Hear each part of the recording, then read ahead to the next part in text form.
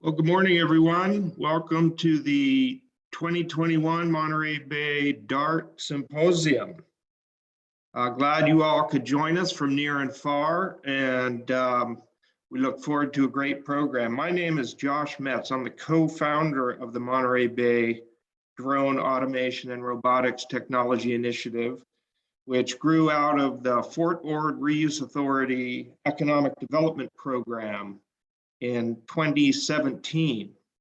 Now a standalone nonprofit public benefit corporation, DART is focused on aligning the industry, academia, and government entities in our region towards these emerging technologies for the benefit of our communities and to help address the many challenges of our times. We're pleased to bring together this compelling series of speakers organized around three top-level themes: security, mobility, and the environment, over the next 3 days to highlight cutting-edge activities happening in the region and around the world. And we look forward to bringing this program to you and having the opportunity to engage. For those of us here in the region, there will also be some activities in real time along with, or rather in person, along with this virtual format. Boy, things have changed since we last met in 2019 for the first of the Monterey Bay DART Symposiums. And this format reflects that. So thank you for making the time in your day to join us. Next slide, please. This activity would not have been possible without the support of our sponsors and partners shown here. It really is represents a collective action, and we hope that you spend time learning more about what each of these entities are doing. Next slide. In addition to these entities, it's these individuals listed here that were especially engaged over the last year, and I'll offer a large thank you to each one of them, bringing the many speakers, topics, and organization needed to bring together this multi-day event. So really a big thank you to the planning committee and those listed here. Next slide, please. So by way of background, this image attempts to capture some thinking along with a slight sense of humor reference to our name, of course, the DART board, to capture our thinking around how we are organized and how our program over the next few days is reflected in that. So we recognized early on in looking at the economy strengths around the Monterey Bay region and indeed around the state and then the country, that there was a family of technologies characterized by DART that collectively had great potential in a range of sectors. Those are shown here: transportation, marine, public safety, military, agriculture, natural resources among them. And that by way of organizing ourselves, aligning our workforce training and education activities, and focusing investments towards these sectors, towards these technologies in these sectors, rather, that we could recognize real gains for our communities. And so DART, as a 501c3 public benefit corporation, is focused on connecting ecosystem stakeholders, advocating for safe and secure access for these technologies to develop, finding funding for them, both public and private, and educating across the range of education vehicles that we have about the potential for these tools for the benefit of our community. So this was our organizing concept back in 2018, and it remains true, I think, to today. And I'm also very excited to bring to your attention a recent activity, next slide please, that represents perhaps the next evolution of this idea.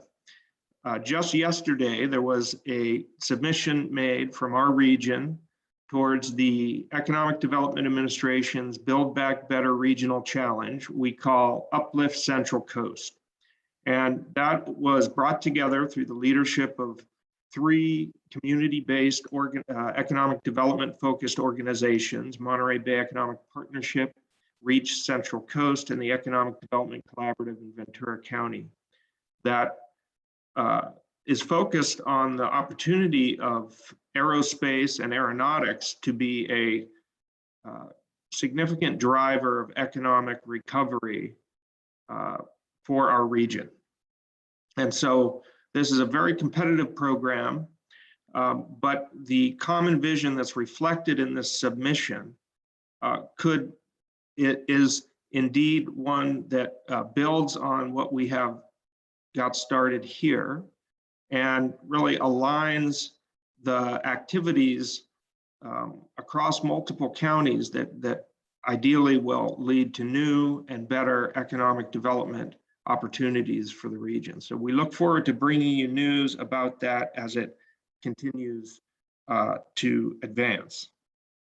I will also remark on this, the origin of our DART activity actually stems from an early pursuit of a similar initiative put out by the Federal Aviation Administration. And while we were unsuccessful in gaining this drone innovation designation for the Marina Airport at that time, it did bring together the coalition that remains today. So these activities about crafting common visions for the future are quite powerful. And we really look forward to bringing you more news about this activity over the coming days and weeks. Next slide, please. So yes, we have brought together a compelling program, and I'll walk us through the next 3 days, and then we will jump into our first keynote address from Admiral Anne Rondeau. As you can see here, we have 2 keynote speakers bookcasing our 3 panels throughout the day. And that'll be our common format for the morning sessions over the next 3 days. Today's panel or speakers collectively are focused on the theme of security, national security, homeland security, and what is happening in the R&D space with our research institutions being a particularly strong point for the Monterey Bay region with Naval Postgraduate School and CSU Monterey Bay and UC Santa Cruz making homes here, along with the other affiliated entities and institutions that are in the region. Then we're going to shift to a focus on ways that industry partnerships really being strengthened can help our national defense and DoD needs fill a pipeline of innovation that will help meet the constantly evolving defense landscape. And so there will be a focus on ways that industry, private industry can better connect to meet those needs, as well as activities that the DoD is doing to support innovation. And then we'll close with an address from the Director of Operations for the National Security Innovation Network. So there are afternoon activities, as I mentioned, for each day. Today's will be a tour at the Sea, Land, Air Military Research Facility in Monterey. Those tours require pre-registration. So if you are still interested in joining, be sure to send respond to the pre-registration prompts that have been sent out. Also, all our afternoon activities also require proof of COVID vaccination. Next slide, please. So just another picture here to get you excited about visiting the Slammer facility right on above the beach in Monterey. This is a picture of a group testing a aquatic robot previously. Next slide, please. Day 2 will focus on the theme of mobility. We'll have a series of addresses, first from the Chancellor from UC Santa Cruz, then Head of Air Operations and People, Bonnie Simi from Joby Aviation. 3 interesting panels on autonomy, electrification, community integration, and air mobility opportunities and challenges. And then an address from the Director of Caltrans about mobility future planning here in California. Next slide, please. Our afternoon activity will be held at UCSC Monterey Bay Education, Science and Technology Center in Marina, and will include a site tour of Joby Aviation's expanding footprint at the Marina Airport. Next slide, please. Day 3 will have a focus on the theme of environment, and we will have welcoming comments from our colleague Michael Madkin at UCSC Citrus. We'll then have an address from the Vice Chancellor of Research at UC Santa Cruz, John McMillan, and we will work our way through the program to get a series of panels that include, looks like I'm seeing something different than I was seeing there before. There we go. Maybe put that back in present mode. There we go. Thank you. Forestry and wildfire panel will engage a series of practitioners and researchers on these topics. We'll hear about education and workforce programs throughout the region and some leading edge innovation and entrepreneurship activities focused in environmental problem solving. And then we'll close with an address from Glenda Humiston, the Vice President of UC A&R. Next slide, please. And then finally, our closing activity will be, again, back to above the beach at just a little bit farther north in La Selva Beach at the Aerospace Integration Facility at the Monterey Bay Academy. So we hope you can join us and stick with us throughout the next few days. And it's just, I'm really excited to hear what the topics that we have and get a chance to interact with all of you. And thank you again for making the time. So without further ado, I'd like to welcome Vice Admiral Anne Rondeau to take up the mic here. Admiral Rondeau was commissioned in 1974 and went on to serve as a commanding officer of naval support activity in Italy. Geez, that would have been nice. Commanding officer of naval support activity then in Millington, Tennessee, then to the Great Lakes, and the first commander of the Naval Service Training Command. Quite a decorated career there in education and training for the Navy. Vice Admiral Anne Rondeau also served as a director of Navy staff and as a deputy commander of U.S. Transportation Command at Scott Air Force Base, Illinois, the president of the National Defense University before her retirement in April of 2012. You retired, wow, okay. And then since her retirement, she was named as the 6th and first female to president of the College of DuPage in Illinois. And as a retirement gig, I guess she became the 50th president of the Naval Postgraduate School in 2019. Wow, I look forward to retiring with such diploma there. Thank you very much for joining us, Admiral Anne Rondeau. And please Tell us what it looks like from the top over there at the Naval Postgraduate School. Well, thank you, Josh, and thank you to all of you who are listening in to this important event. Josh, I want to thank you for your leadership. And in addition to what you have so generously read, I think that it's important, and I do not usually talk about myself here, but I think that the perspective that I bring will be important to understand is that not only did I retire as a three-star admiral, but I have been involved in various projects that relate directly to this. So when I was in Millington, Tennessee, I was part of the Mid-South Regional Business Development Board. When I was up at Great Lakes as a commander up there, I was involved in the Chicago area regional business board. And then when I was also out of the Navy, I was part of the military advisory board to the Navy on environmental and energy issues. So I've done some things with both commercial and military means, as well, of course, as doing the distribution and transportation mission of the Navy when I was the deputy commander at Transcom in Illinois.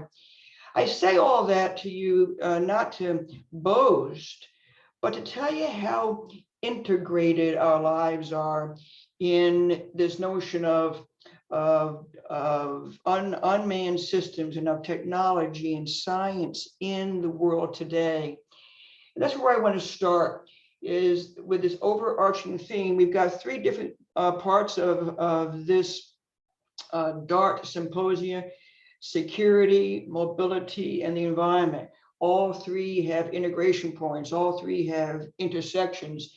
And so this is about a whole of country problem and challenge and opportunity in this notion of strategic competition.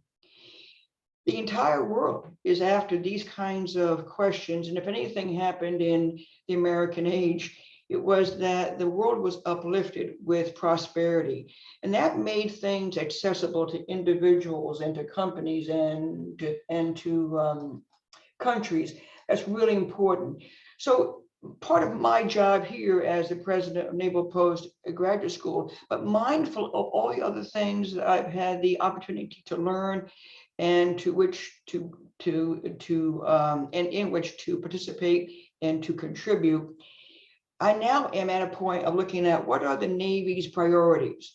And there are 4 C's that the Secretary of the Navy has given us: China, climate, culture, and of course, COVID. And COVID is not just a transitory, temporary state. We thought we were going to be done with it in a year, and then we thought in 2 years, and then we thought in 3 years. But COVID has given us a sense to understand what the impact is of this global pandemic on our future. So we are looking at NPS, we're looking across the spectrum to create and enhance communities of interest. Josh, much like you've been doing, and looking at research locally, nationally, and internationally.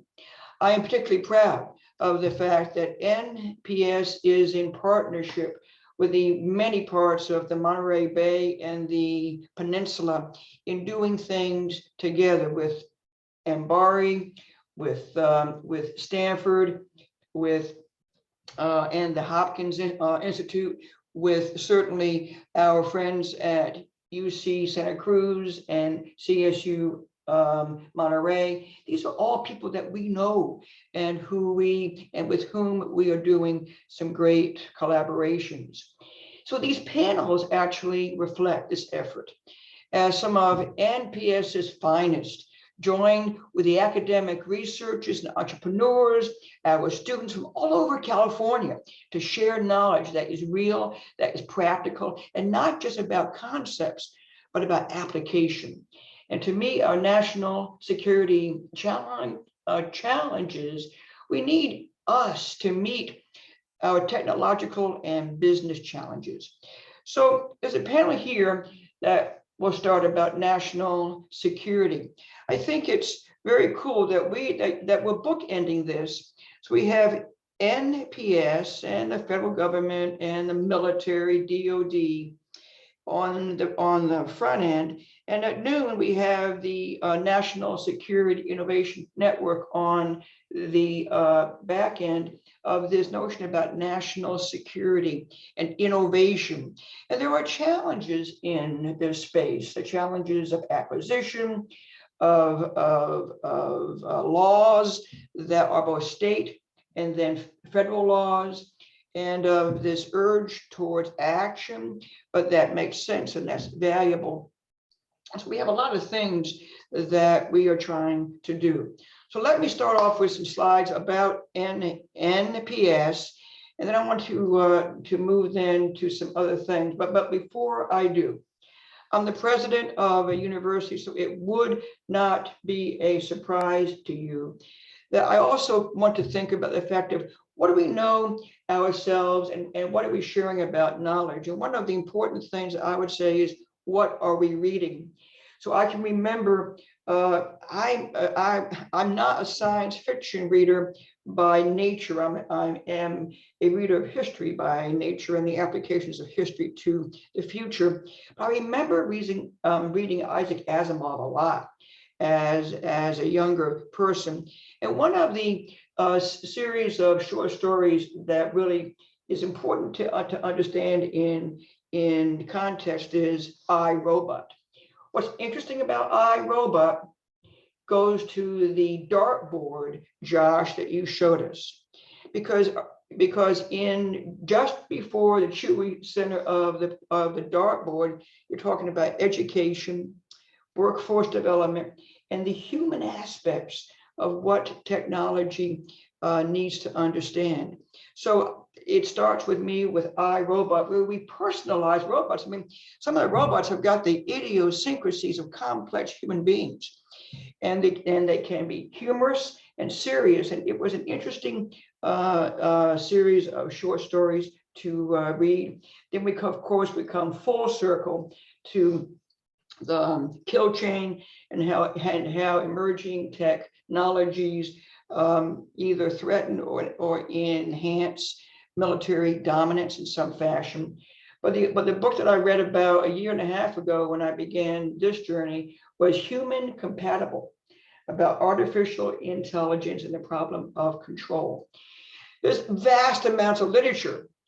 What are we reading and how are we talking to each other about what it is that we're reading, so that we have an intellectual intersection and integration that is as important as a practical and applied integration and intersections.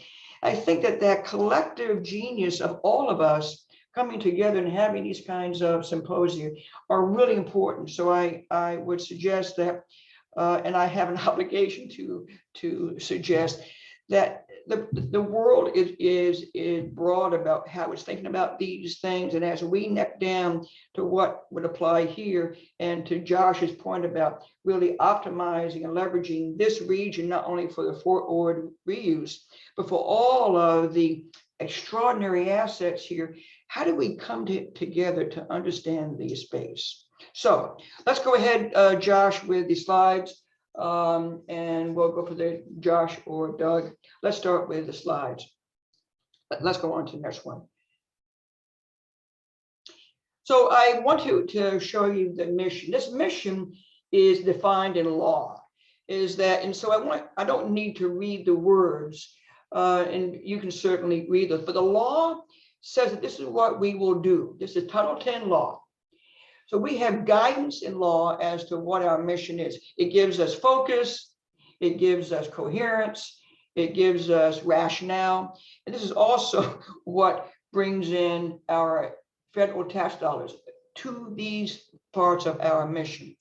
And then the expectation is that we will be providing to the Navy and DOD and the nation a decisive advantage of not only decisiveness, but the quality and the depth and breadth of our decision making overall. Next slide, please. Next, okay. So I wanted to talk to you a little bit about who we are, because we are your neighbors and what we do and why it matters. Again, I'm not into reading slides. And these slides, we will be happy to give these slides to anybody who is listening. But who we are here to serve in the entire area of defense-related education and research. So that is what we do. We do it through very sophisticated research and education. But what's really interesting is that all of our students, almost all are military, some are international, and some are a handful of other federal civilian. But these are all people who came from someplace and they're going to someplace.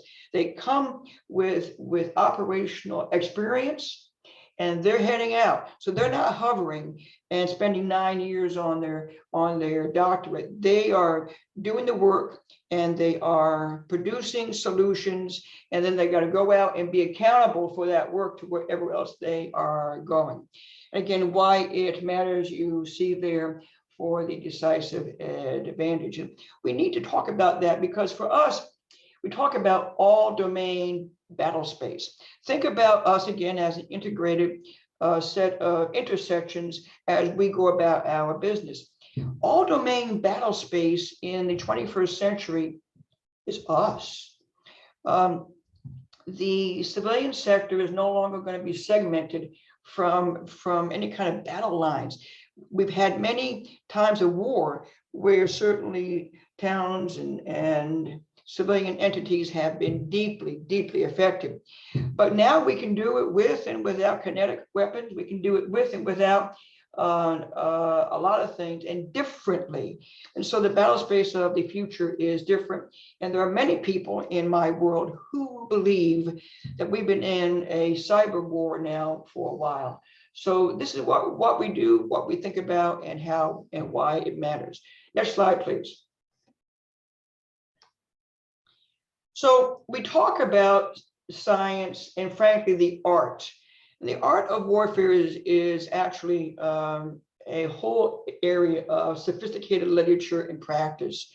But we work to transform leaders who will then look at transforming warfighting. When we talk about warfighting, I know that might make some people cringe or have some second thoughts, but this is a broad term, and we look at it and in those broad term lights. And again, you'll see there that one of our Marine Corps majors really worked hard at studying high electron mobility transistors, and he had to take that then to the Marine Corps. So we have accountability for what we're doing, what we're studying, what we are writing, and that's a really good thing. And that's where, of course, science and art both come in. And of course, the industry partnerships bringing emerging technology to campus. So let's talk about the Xerox, the example of Xerox. As all of you well know, in 3D printing, if you start using powders, that can be something that is pretty daunting on a ship since powders can be volatile. There are certain types of liquid metal that can also be volatile. But what Xerox has come up with is the first liquid metal 3D printer that uses aluminum, which is absolutely not volatile. And what we're doing is with Xerox, we have their first 3D LMX printer here. The head of the surface ships of the Navy wants to try to put it on one of the newer ships that has lots of real estate on the ship. It has hangars and things on the ship, and see if he understands how we can then make certain kinds of really important parts for ships, and that way not be so dependent upon the supply chain. Well, to do that, they're going to put one of the printers on the ship, and then they're going to what Xerox is doing as a partner is making another one of those so that they are mirrors, they are twins, and then we're able to do some analytical comparisons as to what's happening. And as you might imagine, on a ship, there are factors such as the movement of the ship and the vibrations of the ship that will affect us. But if we can get that printer through that kind of really ruggedized kinds of examination, we now have done something for the nation to be able to do that as well. And then we have, as you see, the relevant research that is really working on solutions. What Lieutenant Commander West is that he is what we call a METOC officer, a meteorology, oceanography, and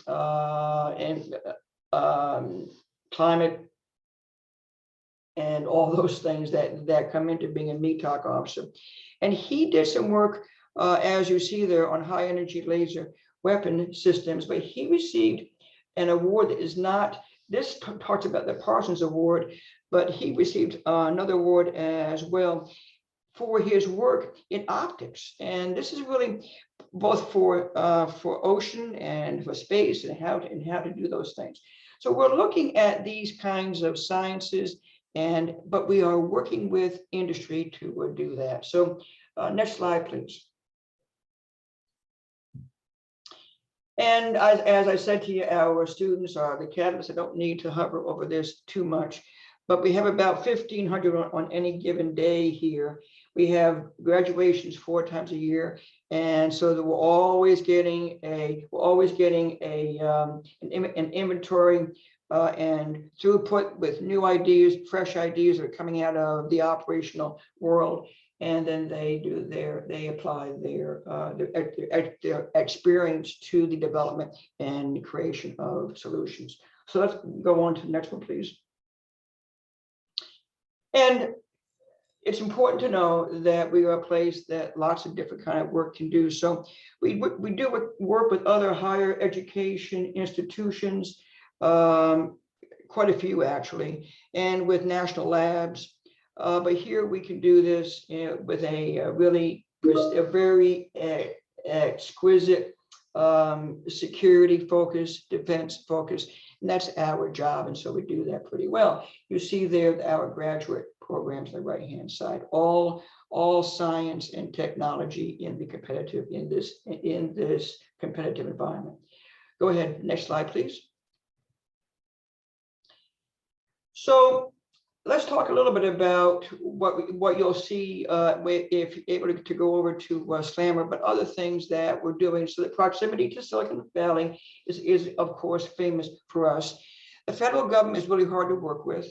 DoD makes it even harder to work with us. So we have to really think through, what are we doing, with whom are we doing it, and how are we doing it, so that there is not as much frustration as there is the meeting of aspirations and promise. That is, we've got to work on those things, and DoD is anxious to be doing those things. The federal government needs to do that, but we have a place here in our .edu that allows us to do things with higher ed and with laboratories that are actually harder to do in other places. And so we have, as you see there, work that we do with those institutions in the ecosystem. I could add 20 others. And again, many of our friends in the Monterey ocean science areas will be on this list, as well as others. And then the access here, everybody knows that. And what I am proud of, and you'll be seeing the Slammer facility. We have really worked hard to work within the ecosystem of this extraordinary peninsula and bay, with deep respect for the environment and for all of our neighbors here. So the Slammer, which you'll see, isn't this cool? It was federal property at one time. Well, it is, but at one time it was a water treatment plant. They did a cleanup there. They got rid of all of the junk from the closed down water treatment plant, and they really worked on making this a science area open to all kinds of scientists and researchers from that ecosystem, and also very interested in helping to teach STEM to kids. You'll be seeing more of that this afternoon, but we are leveraging the strategic location and the positioning of NPS on the West Coast California, facing east and west, north and south, and looking at all the things. So we have science in the Arctic, in the Antarctic, in various parts of the oceans, and very proud of being able to do that. Next slide, please. This is just a slide. And there's no, you see the X and the Y axes of this. What I want you to do is, it's interesting. It changes more or less because of whatever money flows in and to where it flows. But what I want this slide to show you is the diversity within science and technology of our research world, and also of all of the various kinds of partners with whom we do this work.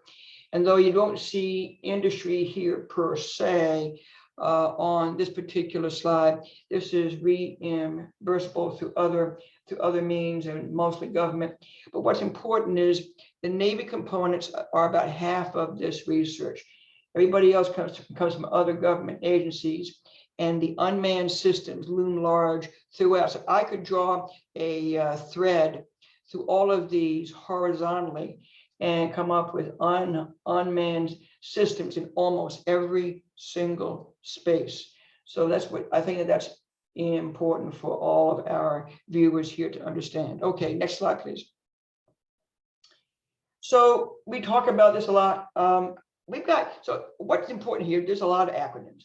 But in that first piece there, those are all interdisciplinary, multidisciplinary, multiple partners in all of those areas of research.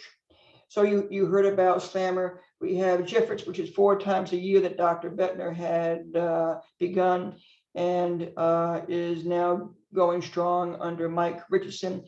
That brings in our small business and larger corporation partners into experiments at Camp Roberts, and it's about 4 times a year. It's pretty easy access, and it's really a great place for all of us to be doing that kind of work. And then, of course, you see CISR. With MOVES, we are working to update and to really bring more vibrancy to our modeling and simulation work. And so that's an area of focus for us. And then other things that you see there. What I just want you to get from me is that we're in here, we're doing good work. It's science, it's art, it's active, it's integrative, it's applied, it's interactive, and we're working really hard on that. On the bottom there, you see Naval X and the Tech Bridge. This is the Office of Naval Research supporting, and the Office of the Assistant Secretary of the Navy for Research and Development and Acquisition, helping us and many other parts of the country with how to connect naval science and experimentation to industry. And we have a number of people from whom you will hear from ONR today. And our person on the ground here is Mr. Chris Manuel, and he is the Naval X Central Coast Tech Bridge rep for us. He is the agent for us to talking to ONR and to industry. And so you'll get more about him and about this with one of the panels. Next slide, please. So I wanted to, let's go back a minute. I am sorry. I wanted to do one more thing here to tell you about, again, the realness of some of this stuff. So I asked my folks to give me some listing here of relevant research information that might be useful to all of our viewers. So we just entered into a CRADA with AT&T regarding IG and edge computing based maritime solutions aimed at benefiting national defense, homeland security, and industries such as shipping and oil and gas and recreational boating and more. Again, if you want some more on that, the panelists will have that for Q's and A's. This summer, the NPS Undersea Warfare Sensing Systems Lab performed testing in Monterey Bay. And again, a lot of our colleagues are our ocean science colleagues have an interest in this. A lot of it was about acoustics, which if you had a Venn diagram of what interest non-defense and what interest defense, right in the middle of that would be acoustics and the estimates of direction for adversarial ships, but also merchant ships and marine mammals. So the purpose of the research is to understand marine acoustics overall, which is important for national and environmental purposes. So as you draw the line to these three themes today about national defense, mobility, and the environment, you got something of all three of those in that kind of work. We entered, as I have said to you, with a crater with Xerox, and I don't need to go more on that unless you want me to go on more, but that really helps to understand the global supply chains for deployed forces or anybody who's at sea. Naval X, what I talked about, conducted an agility challenge as part of their most recent agility summit in September of this year. And they've got a lot of stuff going on that I can talk about. I'm not going to run out of time. Lastly, we are developing a concept for a software factory or a development of security operations environment for rapid software development to support multiple programs throughout the DoD. This is a factory that we believe that UC MBEST, UC Santa Cruz, CSU Monterey would be terrific partners, along with folks at Stanford and maybe one of the national labs, to expose this kind of science for workforce development and other things. So I've got about 3 minutes left before Josh takes me off of the screen and closes out my time here. But I wanted to give you the richness of this with deep respect and with enthusiasm for the work that you're doing. We cannot do these things alone anymore. So what you have on there is how to engage with us. But this is not about anybody going alone. As a nation, we are disunified right now, and there's lots of emotions around that disunity. But where we can bring a unity of effort and therefore help lead the nation to a better place is in the world of science and the art of technology and of emerging technologies for good. Yes, we at DoD need to think about emerging technologies that might be a threat. That's part of our job, and that's part of why our mission and our reason for being. But when you learn about the threats, you learn about the benefits. And we certainly would welcome the partnership to do those things, to learn from each other, and to embark on a world where human compatible means that technology and sciences and emerging technology and AI and ML and all those things result in benefit and in goodness and in prosperity. Josh, over to you, sir.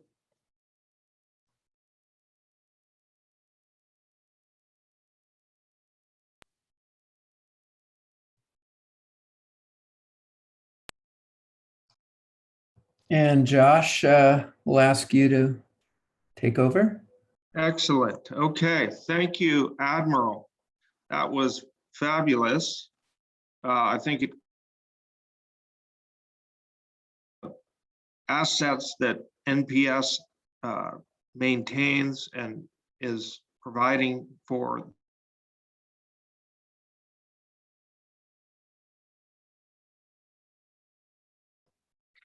Hey, Josh, you're having some broadband issues.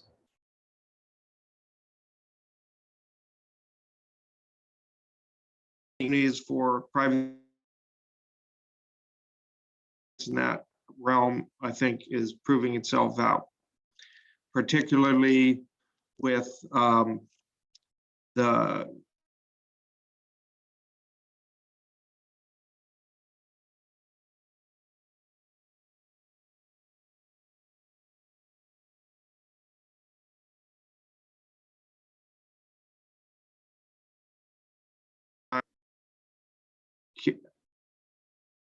looks like my video might be having trouble, so I'm going to go off video to see if I'm more stable. Is this working any better? Can people hear me better there? Yes. Excellent. Okay, so apologies for the technical glitches. That's part of our Zoom world as we're all becoming more and more familiar, I'm sure. So yes, thank you, Admiral, for that address and for highlighting the strengths and opportunities for connection through NPS. Much appreciated of your time. And I think we'll just jump right into the next panel. So much to talk about here. We have Professor Raymond Bittner, who directs many of these programs at NPS, and he's going to moderate the panel with a variety of researchers active in our region and carry on a little deeper from some of the topics that Admiral Rondeau touched on. Professor, to you. Josh, thank you. And thanks to the whole DART team for this exciting symposium and the opportunity to share the cool work that we're doing here at the Naval Postgraduate School and my colleagues are doing across the California Monterey Bay region at the University of Santa Cruz. Really excited to host the panel today and talk to you a little bit about security as we think about drones and robotics and autonomous systems out there. So what we're going to do today is we've got 4 colleagues here. We've got Ricardo Sanfelice, Professor of Electrical and Computer Engineering at the University of California, Santa Cruz. Dr. Kevin Jones, Professor of Mechanical and Aerospace Engineering here at the Naval Postgraduate School. Also from the Naval Postgraduate School, we've got Dr. Britta Hale, Professor of Computer Science.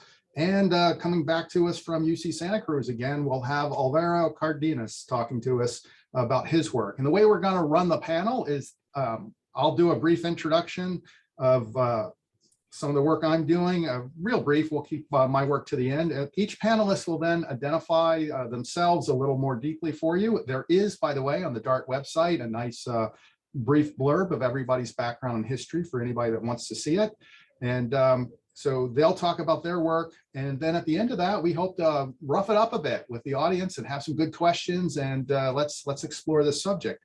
Obviously, the subject of security when it comes to autonomous systems, intelligent autonomous systems, as the Navy's now calling pretty much anything that has a processor in it and thinks. And when we think about that, security is really important. So we have our experts today have looked at that deeply from a variety of different ways, and we'll have some good conversations. Before we get going, on my background, I'll be hosting the tour for Slammer, for those of you that are watching the visual there.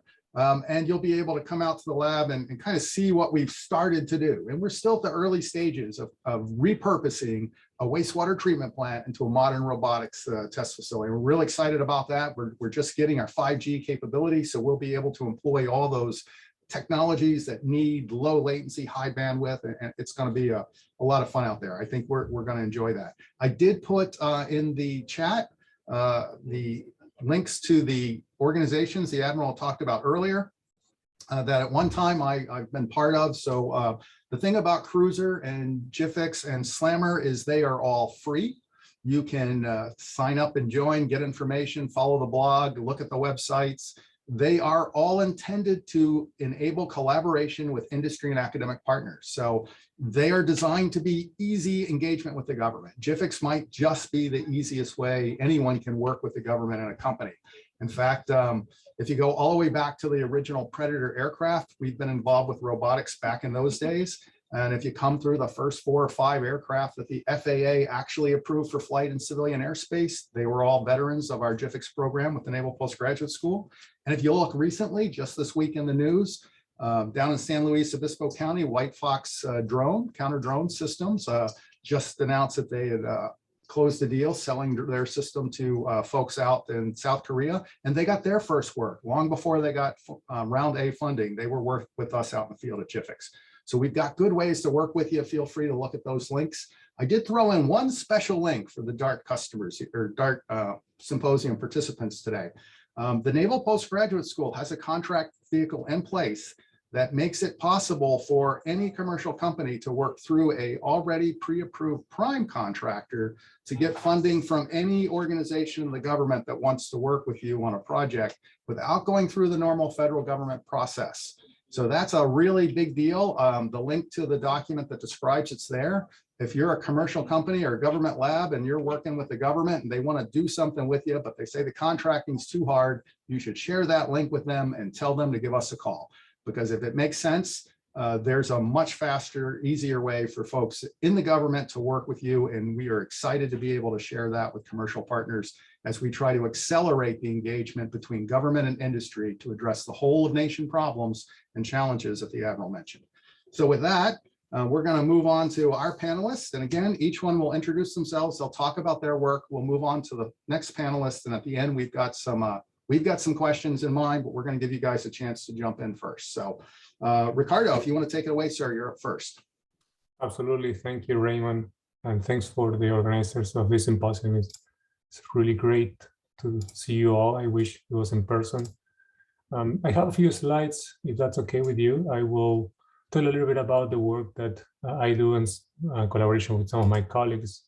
My area of research is control under impulsive effects systems where you have impacts, like mechanical systems you see right here on the left, systems where you have changes in the control algorithm that you see on the right, an airplane flying vertically, and then a transition to hovering, as you can probably imagine. I'll show you a few movies in a second.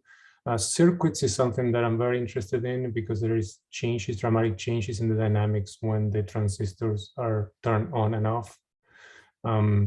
Mechanical systems with complex dynamics like arms, segways, or things of that sort are also coming and becoming in systems that are hybrid in the sense of their overall dynamics.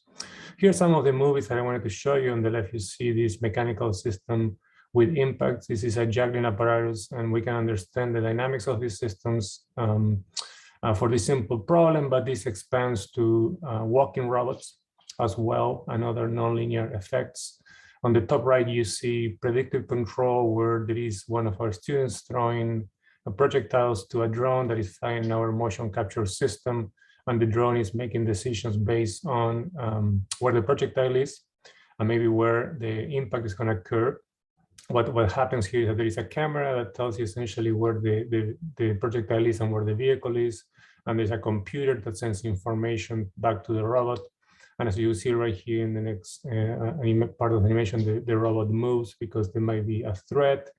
And the camera system, that's what the camera system sees, and there's the impacts on the ground. So there's hybridity in the controller, and there's also hybridity to decision making that allows to change essentially the motion of the vehicle. On the bottom left, you see a distributed control algorithm, which is trying to make all the drones move to a certain particular motion, in this case, a circular motion. But initially, they start all separated from each other, and they use information that they can actually acquire sporadically. And as you see right there, eventually they all nicely converge to periodic motion. So again, this is another source of hybridity in the system due to the communication structure. And on the bottom right, you see some of our results from NSF projects on power systems, where we can convert a pseudo-constant voltage, like a voltage that you might get from a solar panel, into a pseudo-periodic or alternate current type of voltage by appropriately switching the transistors in the system. So this is kind of a flavor of the research that we do.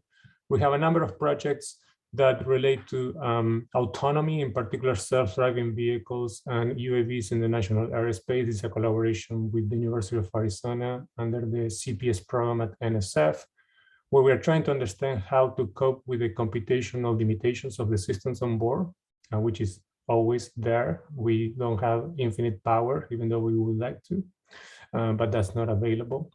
Another project with the FOSR on test and evaluation. We are designing systems, the physics, through an iterative experimental redesign process, which involves 3D printing expert Michael Wenner, also here at UC Santa Cruz, learning and stochastic approximation, Daniele Venturi, also here at UC Santa Cruz, and volume-spiral robotics, my colleague Shai Repson at the University of Michigan. And the intention here is to essentially redesign or rethink the way we design systems rather than designing an algorithm and the system for a particular specification, then testing, and then coming back eventually to redesign the system. We would like to do this in a feedback loop. And this is possible for small systems, like the drones I show you, and systems that can be printed in-house. This is a sneak peek to an upcoming project, and we're actually raising funds. So this is a little plug for everyone here. If you're interested in self-driving vehicles, we got some funding from MyFOSR and from the University of California to fund the purchase of a vehicle that you see right here. This is a GEM E2, fully electric, street legal, can drive up to 25 miles per hour. And we're very excited because this is going to give us a test bed for our colleagues at the Center for Cyber Physical Systems and also different labs, including my lab. And we will be able to drive this vehicle on campus and in our surroundings, understand how to automate every single piece of this system, how to manage power, how to manage decision-making, motion planning, you name it. This will be an excellent test bed for us, and hopefully will be something of interest to the whole area. And the sneak peek here is for the Giving Day coming up early November. If you're interested in this project, you can donate and help us, fund this project. Pertaining to the security aspect of this panel, I've been recently very interested in understanding how security plays a role in control systems, and this is pretty much my last slide. We are interested in figuring out ways that in a traditional closed loop, this is essentially what we work on in automation. We have a system to control, that is the plant, and a controller, which is in our algorithm. How can we cope with human interaction and maybe adversarial human interaction? And here you see here a person that maybe will hack essentially the information that is being measured. It might probably hack the controller itself if there is access to that, or even the signal that goes back to the system to control. So how do we use algorithms to identify this adversarial system, adversarial human perhaps, and cope with that presence and still maintain safety and provide performance? I currently have a project with Alvaro Cardenas, who will be talking in a few minutes, and on security, and this is a very exciting area. I also had a project with Fabio Pasqualeri, where we looked at how do you guarantee security in the context of cloud communication and control. And this is a very prevalent area, especially as we try to understand how to distribute these systems in a safe and proper manner. So back to you, Raymond. That's my 3-minute spiel. Thank you. Ricardo, thank you for the introduction. So we're gonna shift gears, and well, actually, we won't shift a whole lot. As you kind of ended on the security aspects, I think we'll go to Britta. Britta, why don't you give us the overview of your work and how that might intersect there? Awesome, thank you very much. So I work in cryptography, which is at the heart of cybersecurity, but this is not your grandparents' cryptography anymore. We are talking about automatic detection of compromise, for example, taking the case of solar winds, where you're looking for months of how much data was lost and turning that into instantaneous detection and even self-healing recovery in the case of a cyber attack. And in terms of application space, I'm looking at applying this into autonomous vehicles. The bonus, in addition to that, is that often these protocols, this modern cryptography, is far more efficient and effective than the old stuff.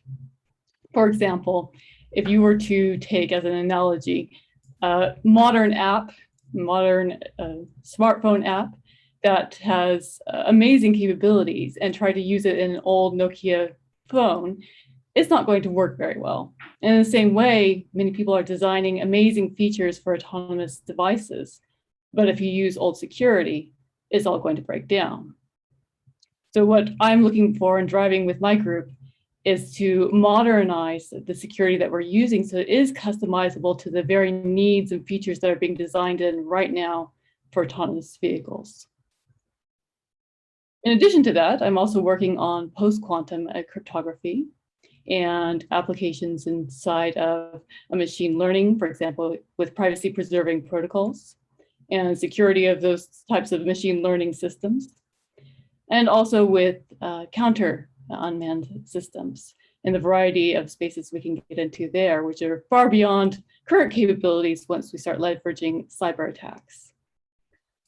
I'm also a member of the Internet Engineering Task Force, which is the same standardization body that has made all of the protocols that you currently use on the internet. And within that, we are defining and analyzing a new protocol specifically for groups of devices. So multi-device protocol that is intended to work far more efficiently than any type of current point-to-point connection that you're currently using. And it's meant to scale very effectively up to 50,000 devices as one single group. This also has the capability of healing from a cyber attack. So in that note, I'll keep it brief so we have plenty of time for discussion, and back over to you. Britta, thanks a lot. And you preempted my question I was going to ask, and I'm sure we'll hit it in the discussion. Where does the quantum world, where's that going to take us? And how long till we can start getting that capability integrated into today's system? So good stuff coming up in the chat. Thank you very much. Okay, to switch back to our colleagues at the UC Santa Cruz, I think we'll switch up to Alvaro. It's all yours, sir.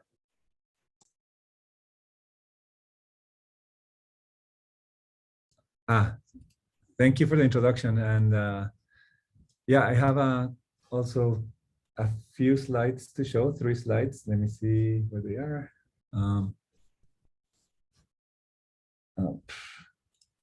Yeah.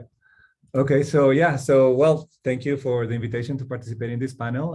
I just realized, I think I met Britta in ACNS, right? In a conference back in 2019. But anyway, I'm very glad to be in this panel. So I work with Ricardo in the Cyber-Physical Systems Research Center at UC Santa Cruz. And my area of specialty is cyber-physical system security. So I work on basically all aspects of security that relate to computing systems that interact with the physical world.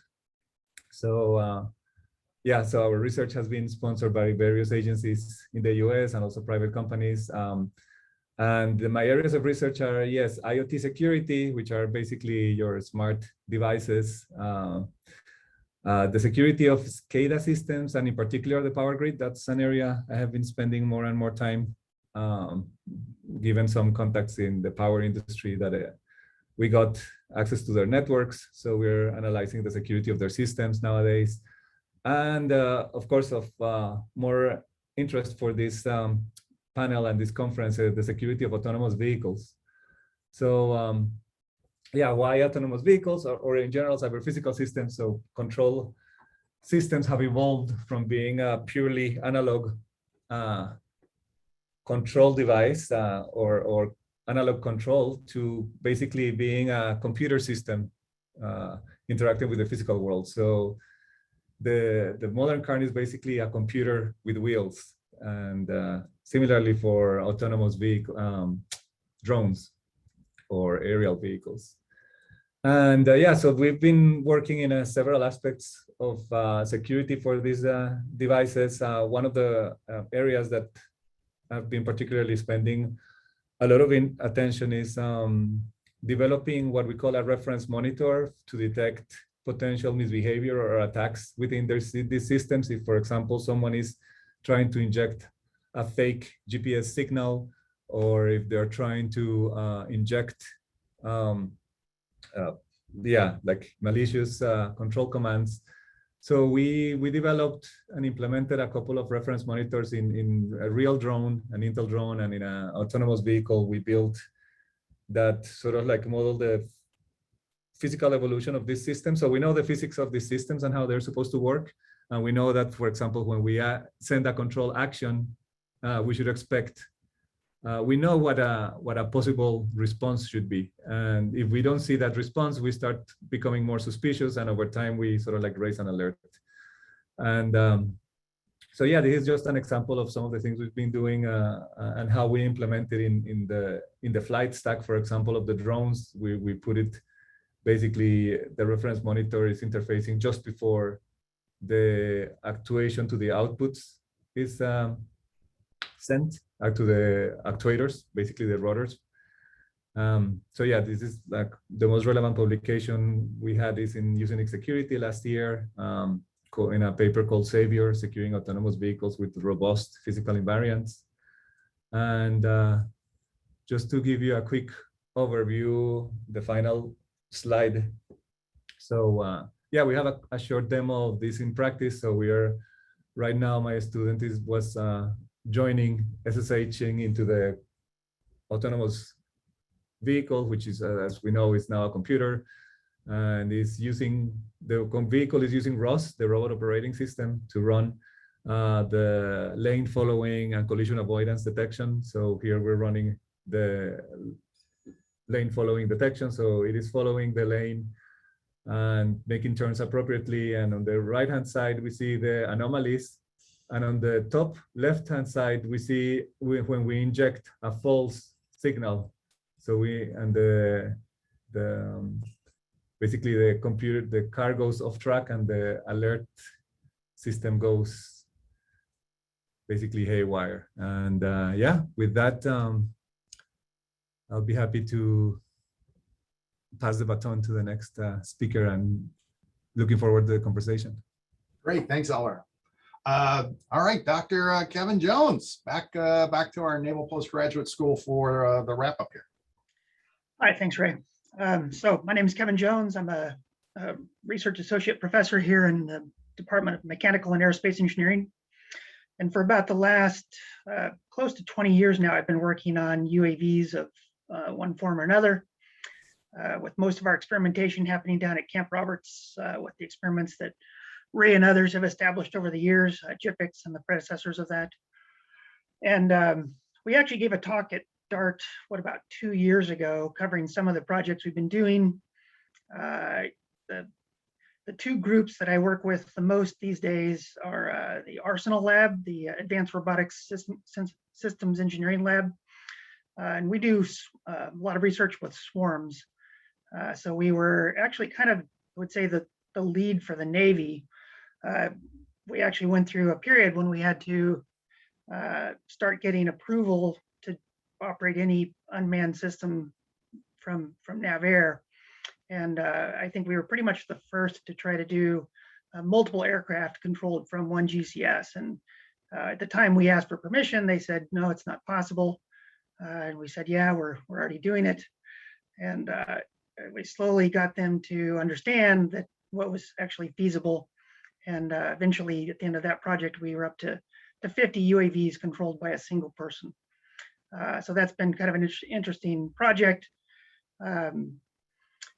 You see a lot of industry now trying to capitalize on the same kind of techniques. So I think the transition opportunities for swarm technology is pretty significant.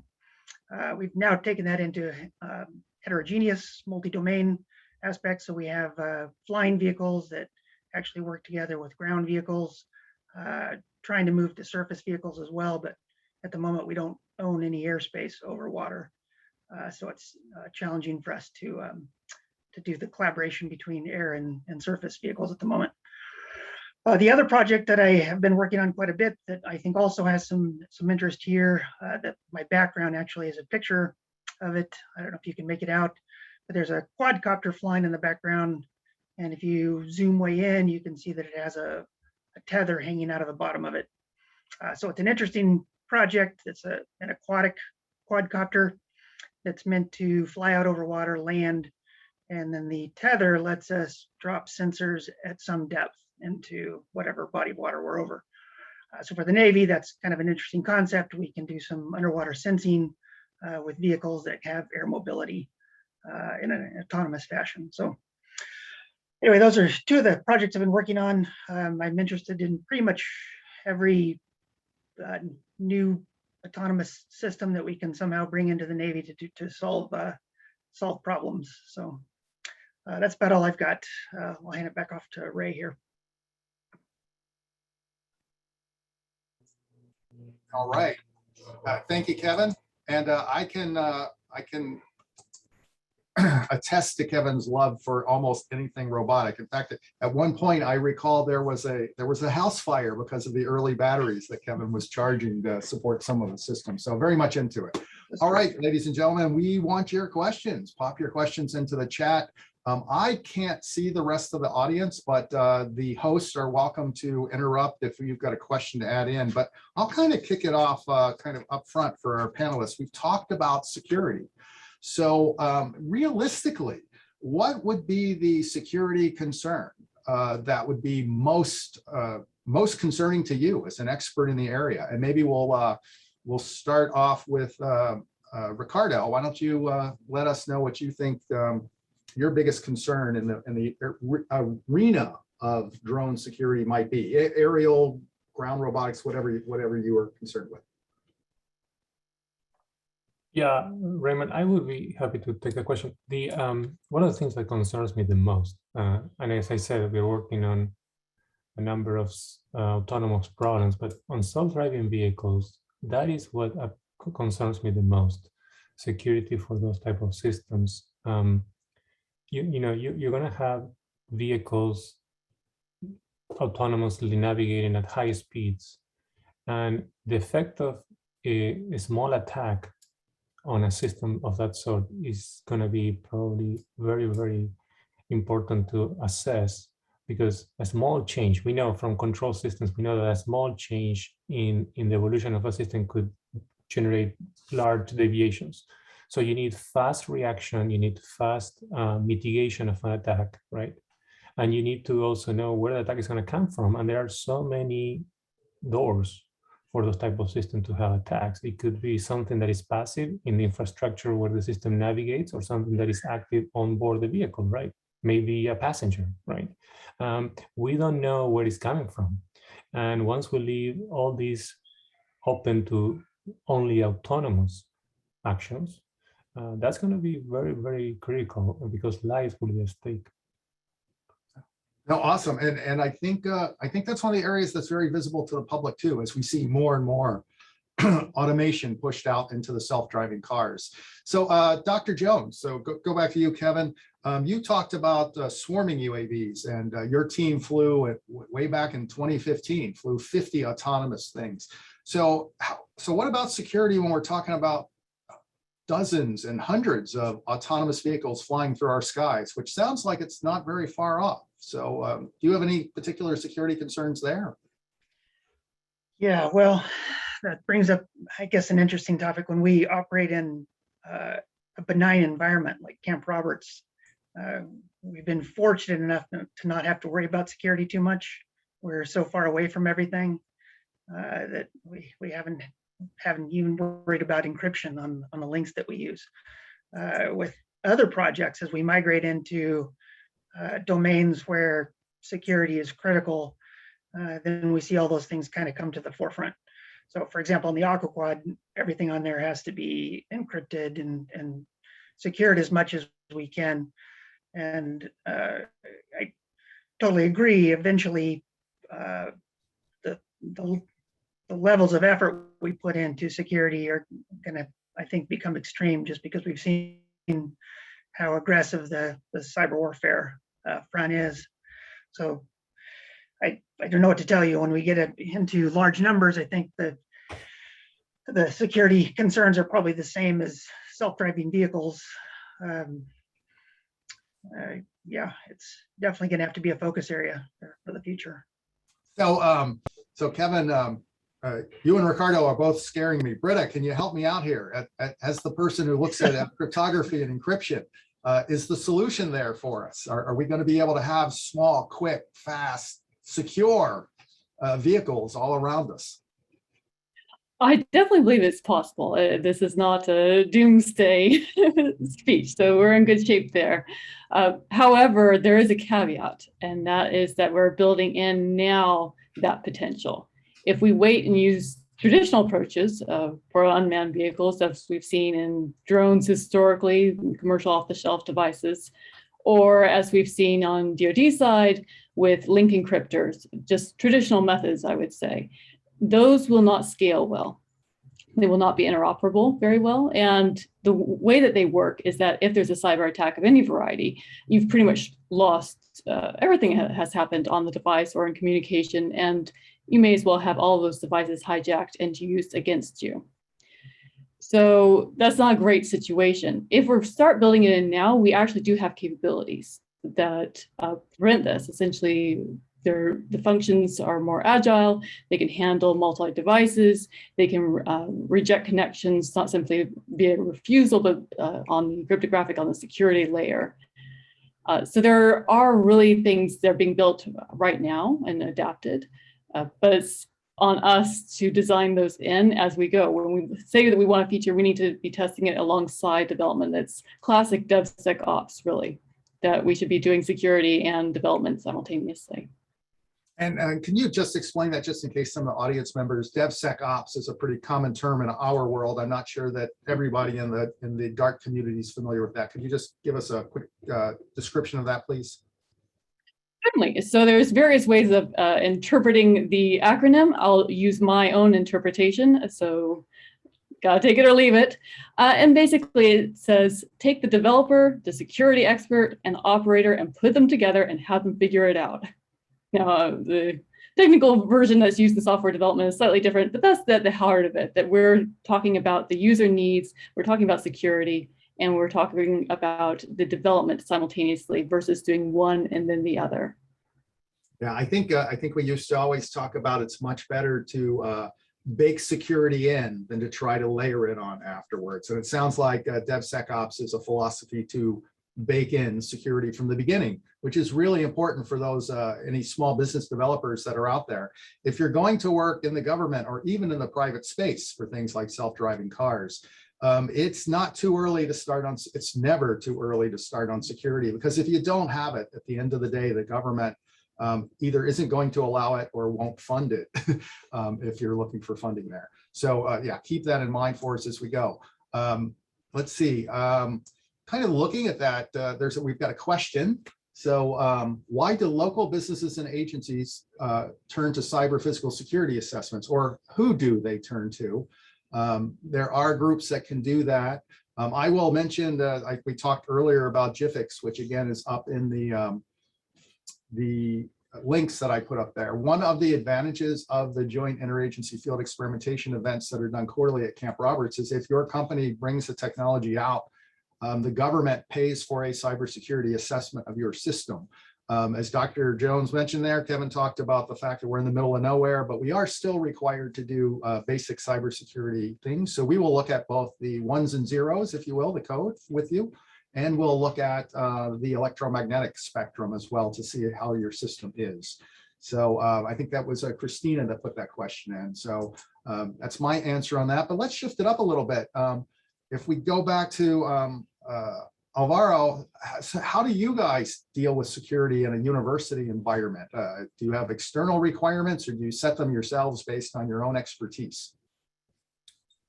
Yeah, no, I think a university environment is great to develop long-term research. I think that's our area of expertise. So we look at the problems that are not sort of like you can try to develop or use the current best practices that are nowadays developed for security and try to look to apply them. But we look at what is the next step where maybe there's no commonly agreed best security practices. And in particular for security, I think the next sort of like long-term research is sort of like, how do we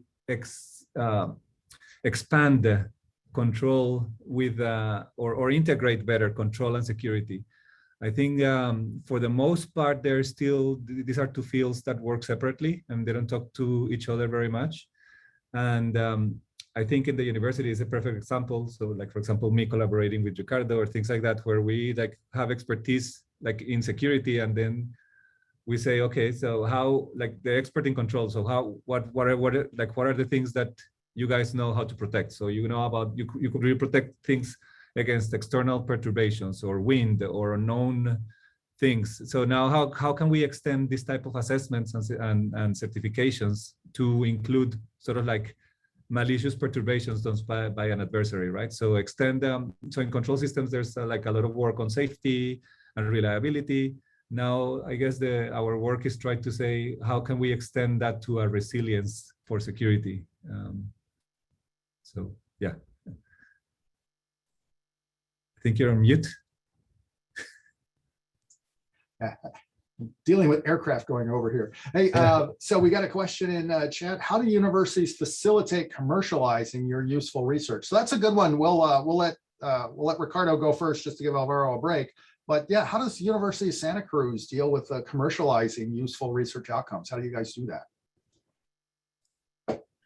Can you repeat commercializing what exactly? Right. So if you come up with a commercializable capability from your research, what's the process? How do you facilitate moving that to the commercial sector? Right. So we have a form to disclose an invention. So we file that first, and then whenever we are ready, we work with an office here on campus, and some of the people in the audience know all the details here. But essentially, we work on coming up with a proposed awarding for a patent, and we typically file a provisional patent if the university finds that our idea is, has potential, and there might be some customers out there. So they do some initial assessment of, the impact of the idea, uniqueness, and so on. And then the patent is pursued. My own experience is that it takes about 2 years to get a fully executed patent. And not because the university is slow, but because the process takes a while. At least takes, I understand, 1.5 years minimum. So that's the process, and it's open to all faculty, and one can involve the students that are part of the invention. And then after a patent is filed, as any other patent, one can use it, and the university will get its own right as well to use it, and such. So that's interesting. It brings up the idea of intellectual property and how is that protected across the enterprise. So universities do that a little differently. The federal government has processes, and then obviously individual companies, the intellectual property is the lifeblood of the business. So really important that you get those things right.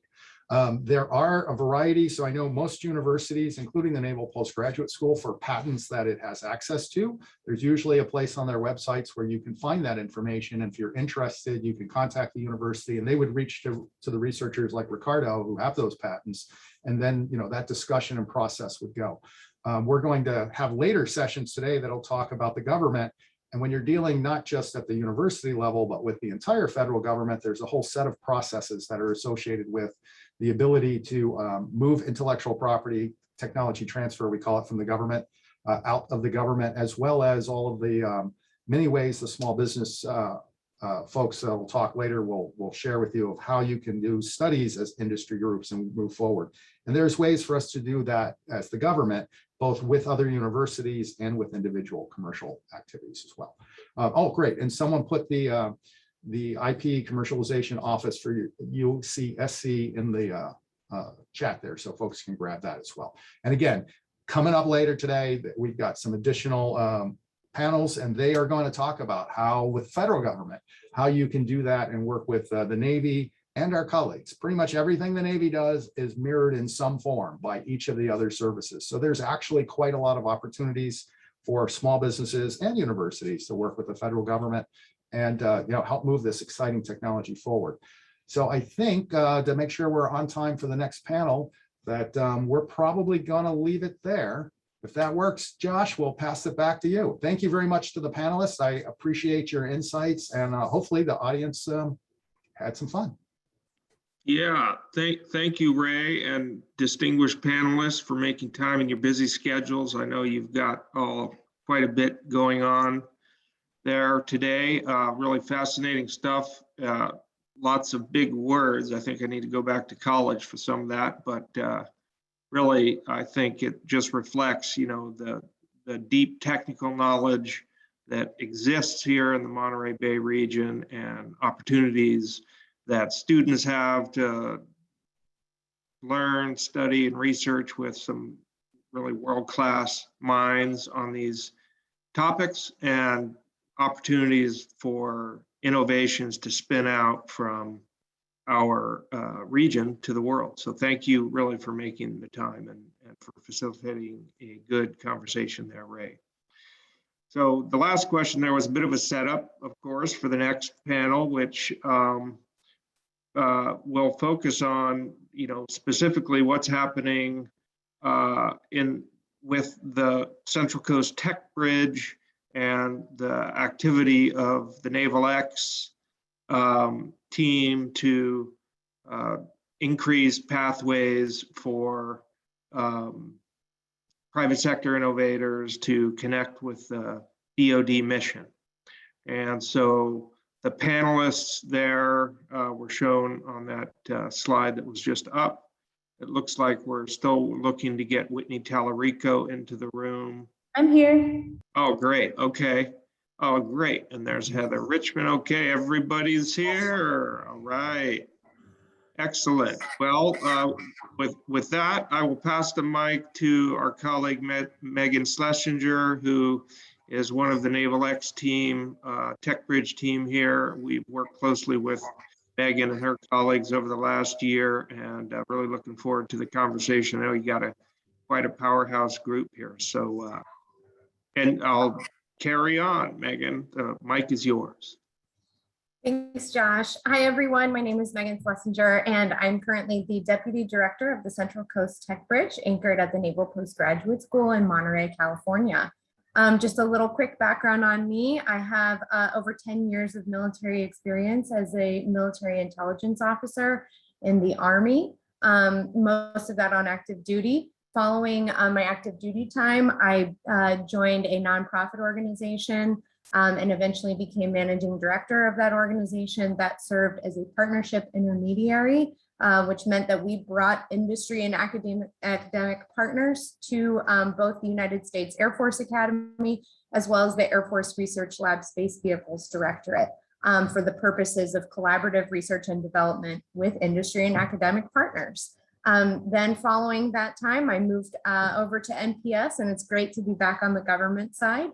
So without further ado, I'm going to ask our panelists to first introduce yourself, tell us a little bit about yourself and your organization, any relevant career history, and then with the immediate follow-up question of how do you see your organization helping to move defense innovation forward within the greater picture of, the whole of government approach and whole of country approach to, moving innovation forward and doing that from a security perspective.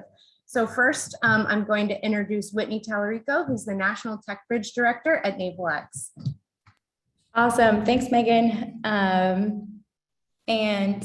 Just so you guys know, I'm actually in our London Tech Bridge office right now, which apparently has no windows. I'm going to file some complaints. But I am the director of Naval X Tech Bridges, the initiative to bring defense groups closer to industry and academia across the globe. It was all national, but now we're connecting pretty heavily with London, and future ones might be popping up soon.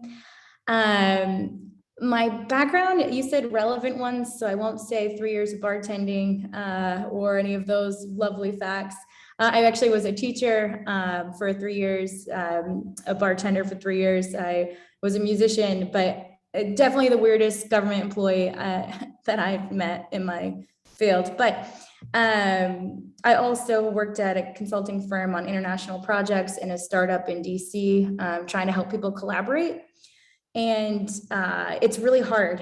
So our organization was really stood up by the former Assistant Secretary of the Navy for Research, Development, and Acquisitions, Naval X, to really help people get over these horrible hurdles of, how do you get things done in a large bureaucracy? How do you partner effectively with startups when your timelines are this, but their runway for capital is this? And how can we learn more from each other and share those lessons so we're not all struggling every single day, although I think we still do that. So I think that's a bit about the organization. I think for defense innovation, our goal is to really harness those lessons learned. Our two kind of bread and butter things, maybe three. Top cover, we try to help people get things done and lend support where we can. Sometimes people get their wrist slapped for trying to do things differently, and we come in and we're like, hey, we've got authority. We're a big deal, and stop slapping people around. We also take feedback in from our partners. I think taking lessons learned is really important, so that not everyone has to learn them over and over again. And then lastly, you know, we don't think about defense innovation as just for defense. I think we really look at the human factors and think about, you know, the families involved, the students involved, the future of the kids around us, my sister's kids and all those folks. Like, how do we make a better future and kind of get past some of the distrust in government and defense and all those things. So that's a short version. Thanks, Megan. Yeah, excellent introduction. Thank you, Whitney. And I think that's a great segue over to Heather Richmond. Heather is the founder of the Defense Investor Network. So Heather, I'll let you take it away. Thanks, Megan. I have about 9 jobs, so I apologize in advance, and I can't even explain to my mother what I do, so bear with me. And they all have acronyms associated with them, of course.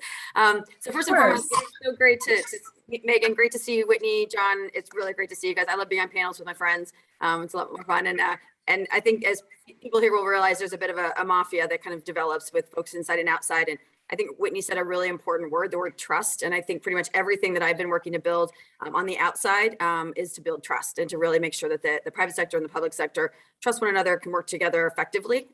So really quick, relevant. I spent about 5 years working for Senator Schumer on the Hill doing appropriations. That was a really long time ago. So it was 99 to 04. 9/11 was in the middle of that. And so that's where my mission focus comes from. And another word I'll use quite a bit is mission. And so I think we're going to get into some other questions, but that's definitely what drives me. I'm based here in Palo Alto, California, so right in the middle of Silicon Valley. See, my, I guess, day job, I work with a company called BMNT. We work with all of our internal DoD and IC clients around innovation pipeline. So straight to that question, what are we doing to move innovation forward? I think we're trying to give folks a common language and frankly, like a common structure to actually innovate. And I think, you know, part of that is just a common vocabulary. You know, the word acquisition means 2 very different things if you look at the venture community versus the government community.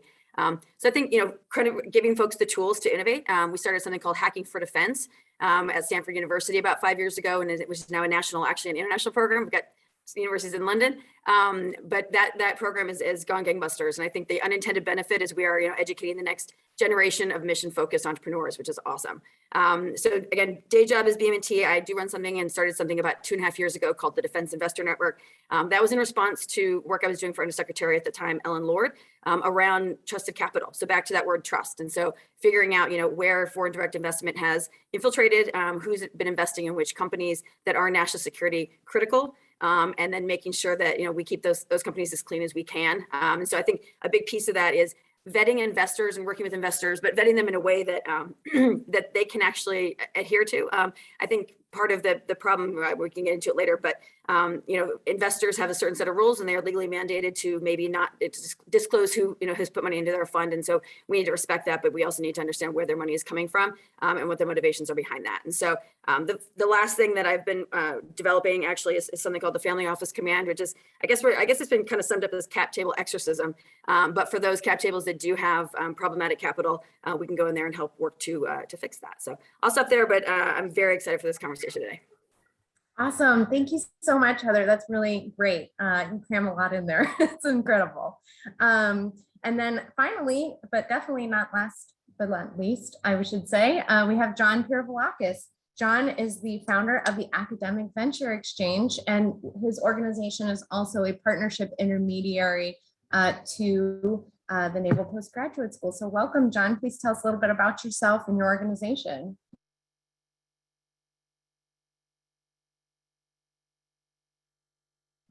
John, you're on mute. And the mute, please, too. There Is that better? We gotcha. Thanks, okay. John. Yeah, so Megan, thank you. And obviously great to see you, Heather, as well. And for what it's worth, Whitney, we're very excited about the work that we're embarking on with Chris and Megan at MPS to support what you're doing at NavalX. And although I started as a plain vanilla tech entrepreneur, as I came to take this more hyper patriotic focus, I think I'm in a position to say that the work that you're doing, that Chris is doing, Megan's doing, and Heather's doing is very important, I think, for our country's future. And as far as I'm concerned, yeah, I do, like Heather, I wear a couple of hats. One is I started Innovation Accelerator Foundation, whose mission is to promote American economic and military strength globally by promoting American innovation. And we started our work with a civilian agency, National Science Foundation, where we helped them get better commercial outcomes out of the SBIR portfolio that they funded. That work got written up in the President's Council of Advisors on Science Technology, reports back to then President Barack Obama, who recommended that the program be adopted across the federal government, to which predictably the NSF responded by shutting it down. After that, we took over something called iBridge Network, which is an intellectual property marketplace started by American universities. And that then led to Academic Venture Exchange, which is the current flagship of our nonprofit, one of the two flagships. And that's a cooperative with 34 of the top 40 R&D universities in our country, where they pooled both their best intellectual capital and also their best entrepreneurs into the marketplace, and we match make. So we were started basically by Yale, Columbia, University of Chicago, but now we have all the Ivy League and all the similar Ivy Leagues and the top bigger R&D budgets. The other thing that I do when I'm not doing this nonprofit stuff is I started a fund, so I'm a first-time fund manager, very small. We have about 35 million in AUM, which we've deployed, and we're looking to go bigger. But all of it will serve the same mission of promoting our country, because and Heather and I have talked about this, Megan and I certainly have talked about this with Chris. I do think the disconnect, the way that capital forms in this country, and the disconnect between where the venture community sees fit to deploy its capital and the kind of investment that our country needs to preserve its global position has never been greater, in my opinion. And I view that as a grave national security threat. And in terms of how this relates to DoD, I mean, I think we have to find a way for academia and government and private sector to collaborate better. Otherwise, I think the Chinese will eat our lunch. So that's not to be negative, but we're all trying to do something about it on this call. So it's a positive, hopefully. Absolutely. I mean, and it's a relevant topic, 1000%, that we're constantly looking at the Naval Postgraduate School. And, you know, I think that I listened to Heather speak a few months ago, and that was probably one of the most intriguing things that I took away from that discussion, was just that threat, and how it's not just a threat to, you know, our national security from a military perspective, but also the way we do business and our way of life from a business and a private perspective. So with that being said, you know, let's talk a little bit more about, you know, how are we making these partnerships work, and what maybe some of the challenges or areas for improvement are. And there's a lawnmower driving right by me, so bear with me. He's almost gone. Okay. So as far as our successful or failing DoD and industry partnerships, I think this is something that, you know, giving a little vignette is worthy of our time, and really kind of trying to understand, why was it successful, or conversely, why was it a failure, or where were some of the failure points? How about Heather? Let's go over to you. I'm happy to jump in, and I've got a story for you, but this is actually where I met Whitney too, which is kind of fun. So something I left out of my intro, my 9th job, I was on the founding team of something called Elemental Accelerator, which was started out as a $30 million Navy initiative using Hawaii as a test bed for energy innovation. Such an amazing, I mean, it has become a raging success, but I think something kind of the mindset of Silicon Valley, I love talking about failures because we failed about, 100 times before it was a success. But I think it's really important that, I think one of the big differences sometimes between inside government, outside of government is, you know, outside you fail and you start and you pivot and you iterate and you don't let an initiative fail, you let a piece of it fail, or you start small and then you build on that. And I think that is something that we're working very closely with folks inside the DoD, using kind of that innovation pipeline model where you start small and you start testing and you get out there and you start talking to, we call it customer discovery, but you start, Steve Blank talks about it constantly, but this idea that you're constantly iterating, you're constantly changing, you're constantly asking for feedback and making modifications. And I think, and I'll get more into what EX is, but I think to your point, Megan, that you just made, you know, as we're looking at China and we're looking at, you know, adversaries that are looking at us, they are constantly iterating and they are constantly throwing at, you know, new stuff at us. And so we need to be very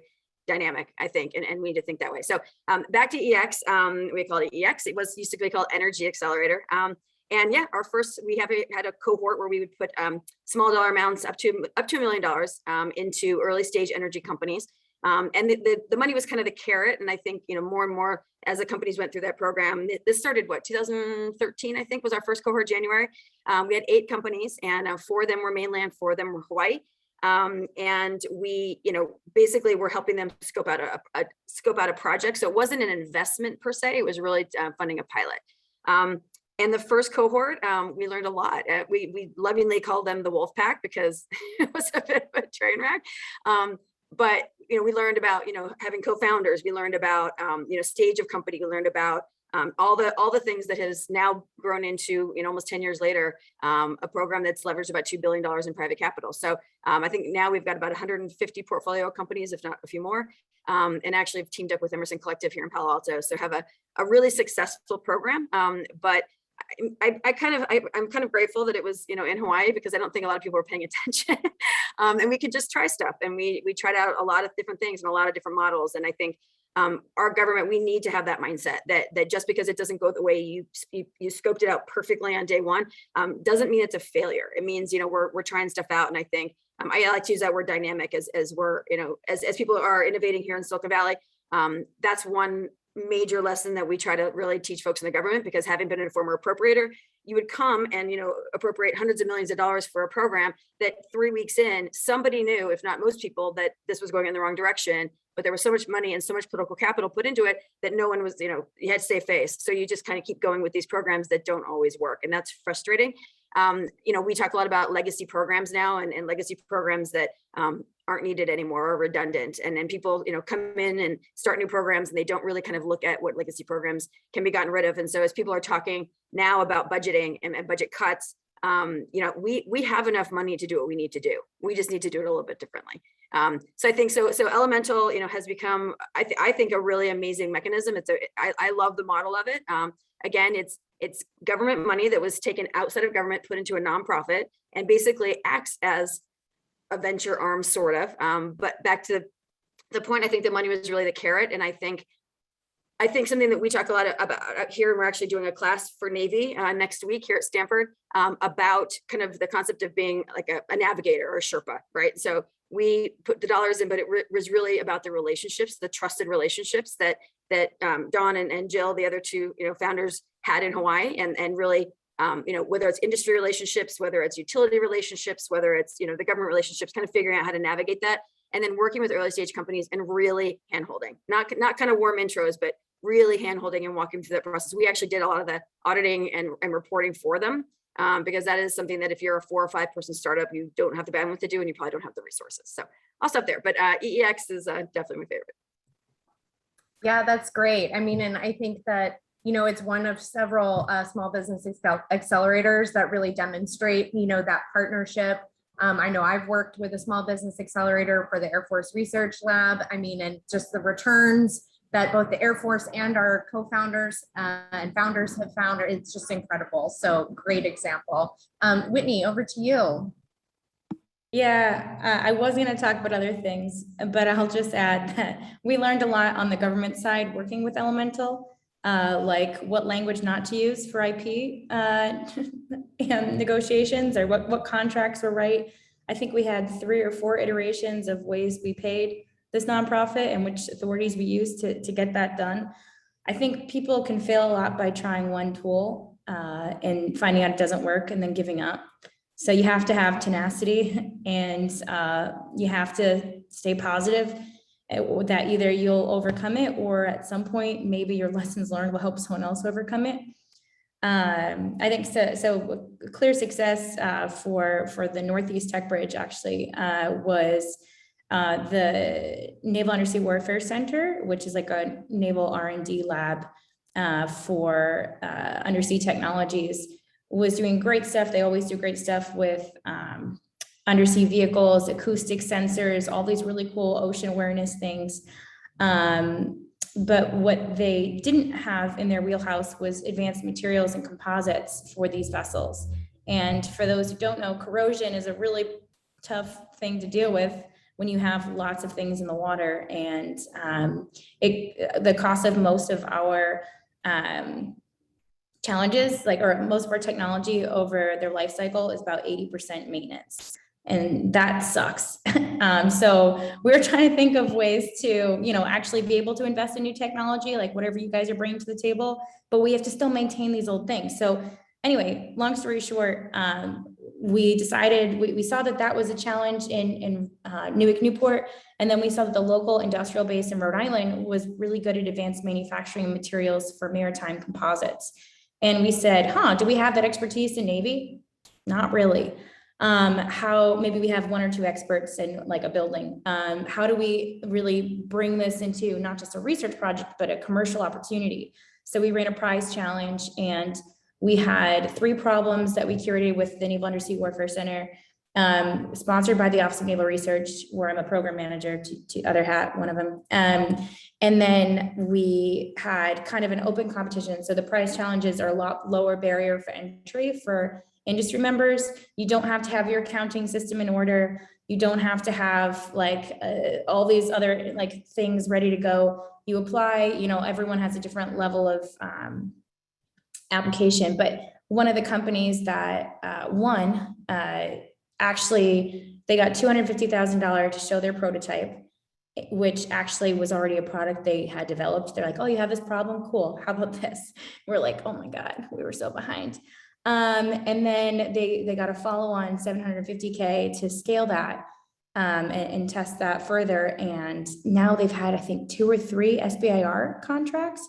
So this company who had never worked with defense before, who moonlight off the building season, building roller coasters in, doing weird things that are awesome in Rhode Island, they turned into a defense company. And that's kind of what we love, is when we have a lot of synergy and opportunities. I know I'm ready to take a lot of time. I'm trying to think of, I have so many failures. One was really frustrating because there was a capability we knew we needed in the Navy. I believe it was a due diligence type validation of things that had to do with data and software, which are red flags for all contracting people, because they're like, oh, well, is it a service? Is it a product? Everything gets weird, and we're increasingly in a digital age. So we're not really great at procuring digital systems or products derived from digital tools and software. So we had money lined up from different groups to get an assessment of what we needed and assess tools. And we were so close, but we couldn't get the contract done in time. And then everybody just kind of gave up, and it was so sad. That work isn't lost. We've got records of it. We know where these people are, but people move on. And, if we don't harp on this stuff, it's gone. Absolutely. We definitely have to keep kind of banging on the door and banging on the drum to keep this moving. So John, I'll turn it over to you. Well, I'll respond to something that Whitney just mentioned, because I think that, I wasn't planning on referencing this, but I think that it's a really important matter that the work that Whitney was citing brings at the Naval Undersea Warfare Center, specifically around their supply chain, and trying to see whether some of the folks in the supply chain over there could be converted to non-DoD work for fear of having the supply chain dried up. And, the kind of success that Whitney described there we were dealing with a small firm that did some really specialized manufacturing stuff, and 100% of their business, literally 100%, was DoD for I think 2.5 generations of the family. And the lady that ran it now sort of said, well, we don't know how to work outside of DoD, and we sort of helped them with the translation. But I think that's really important, because the drying up of the defense supply chain is something that should be really alarming to everyone. We had done some work with the Eastern Business Park when Kodak went into bankruptcy, and New York State made a kind of a half-hearted effort with the help, by the way, Heather, of Schumer, your old friend Schumer. He was great on this, but they kind of let the manufacturing capacity there die, and I think that's a really bad thing for. There was only vertically integrated, basically nano material toll manufacturing place in the country left. So keeping an eye on that is really important in terms of our ability to make stuff that we need to defend ourselves. But in terms of a success and a failure, I'd say a success in government in working with DoD. We had done some of this stuff back when we were working with a civilian agency with National Science Foundation, but there was a company out of the DoD Lincoln Lab at MIT, so we were judges at the MIT entrepreneurship competition, and kind of made them aware that there is this thing called SBIR that people can tap into to move their businesses forward, and you don't even have to go have a pitch deck or anything like that. You just apply for it. And there was some stigma associated with it that, we're high flyers, we're here at Route 128, we're at MIT, what do we need this government money for? And government's all bureaucratic and all that. But we got them into that program, and we also helped them with customers and all this. So you have to kind of say, you present a total solution, not just, hey, we're the government and figure out how to work with us.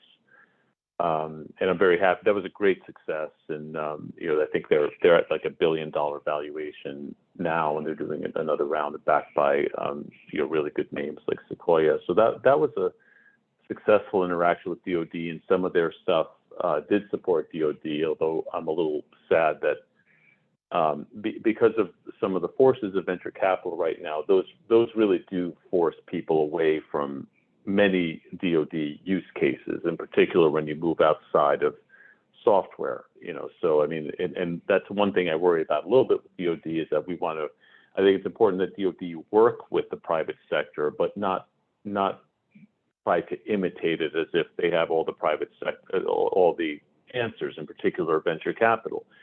And I said this last week when Chris and Megan were kind enough to invite me to a panel that with Chris, but it's one thing to do commerce on the internet, and it's another thing to invent the internet. The DoD invented the internet. I mean, God bless Jeff Bezos. He made a ton of money doing commerce on it, but there's only one country where that could have happened, and that's here. It's really important that we keep it that way and recognize the role of the U.S. government and the DoD in particular in creating the crown jewels on which our innovation ecosystem is built. You can form capital, the capital came flying from all over the world when we had the internet, but it was not there to build in the first place, and that was the DoD role. And that's true not only of the internet, but that's the communications satellite and GPS and microprocessor, you name it. So, it's DoD that created the Valley and Route 128, and we should remember that. A failure, and this goes to something Whitney touched on, and also that Heather touched on, a failure that it's alarming, and we're talking to some media outlets about it. I just don't want to be a whistleblower. Is there was a company called Exobionics that we worked with way back when. It was originally Berkeley Bionics. It was a spin out of Berkeley. And long story short, they were building early versions of the Iron Man suit, the robotic exoskeleton. And, so that was a priority, a DoD priority for a period of time. And $100 million of US taxpayer money went into that company, $100 million. And we might as well have just taken that.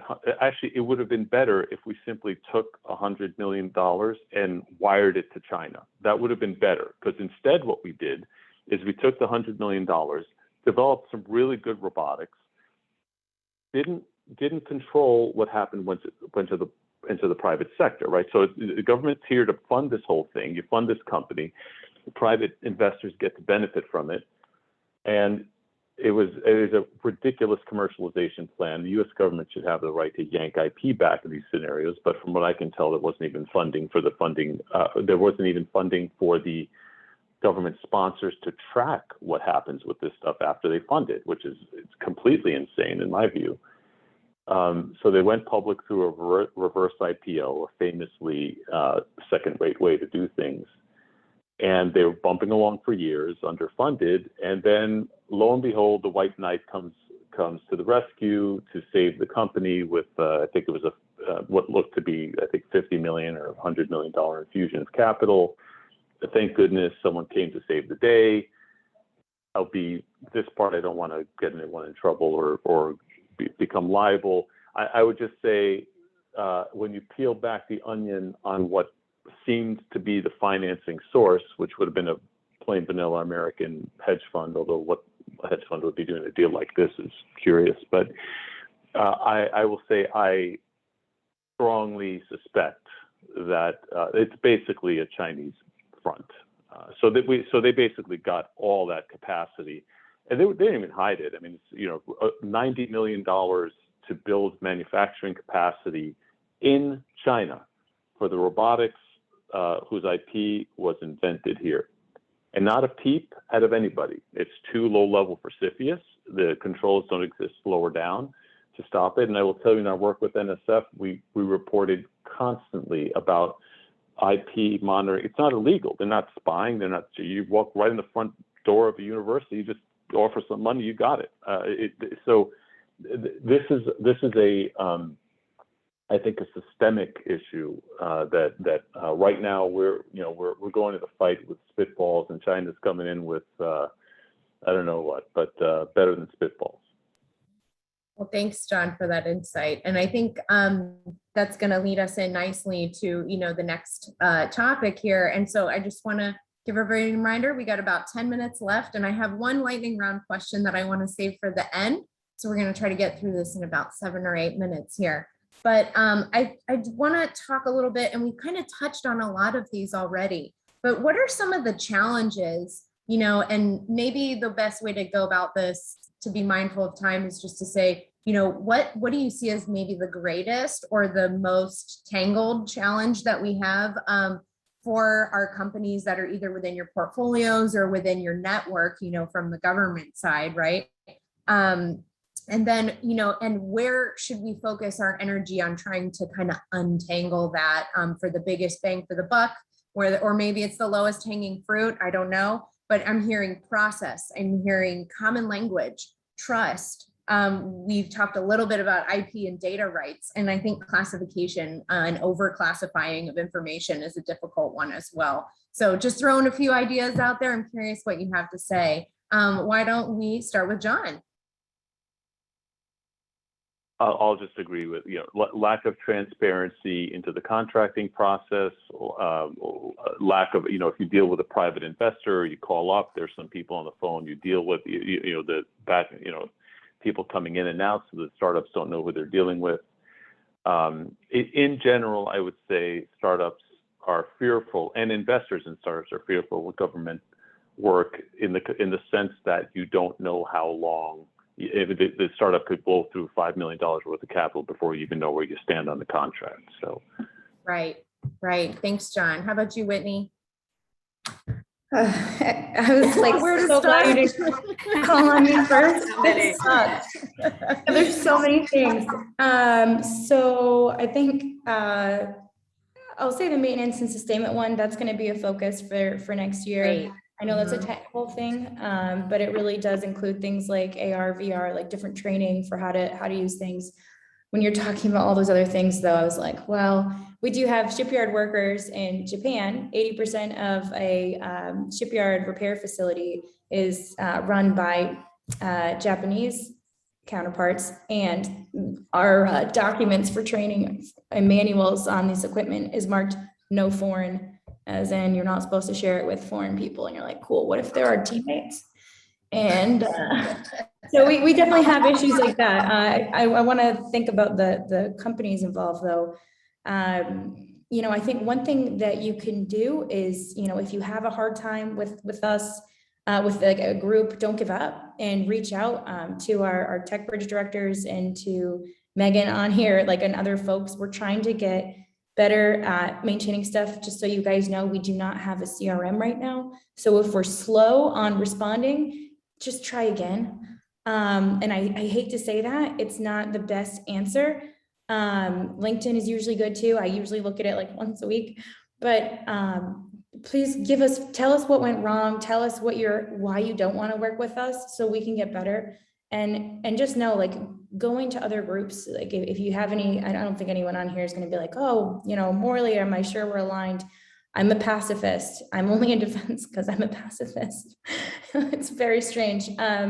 But you know, we're all taxpayers. No one wants to see things go to waste, and we really want to make our country safer, better, and the world safer and better. So please do just come at us with anything you're experiencing. We're pretty good at venting ourselves, so we'll take yours. I think that's it. Thanks.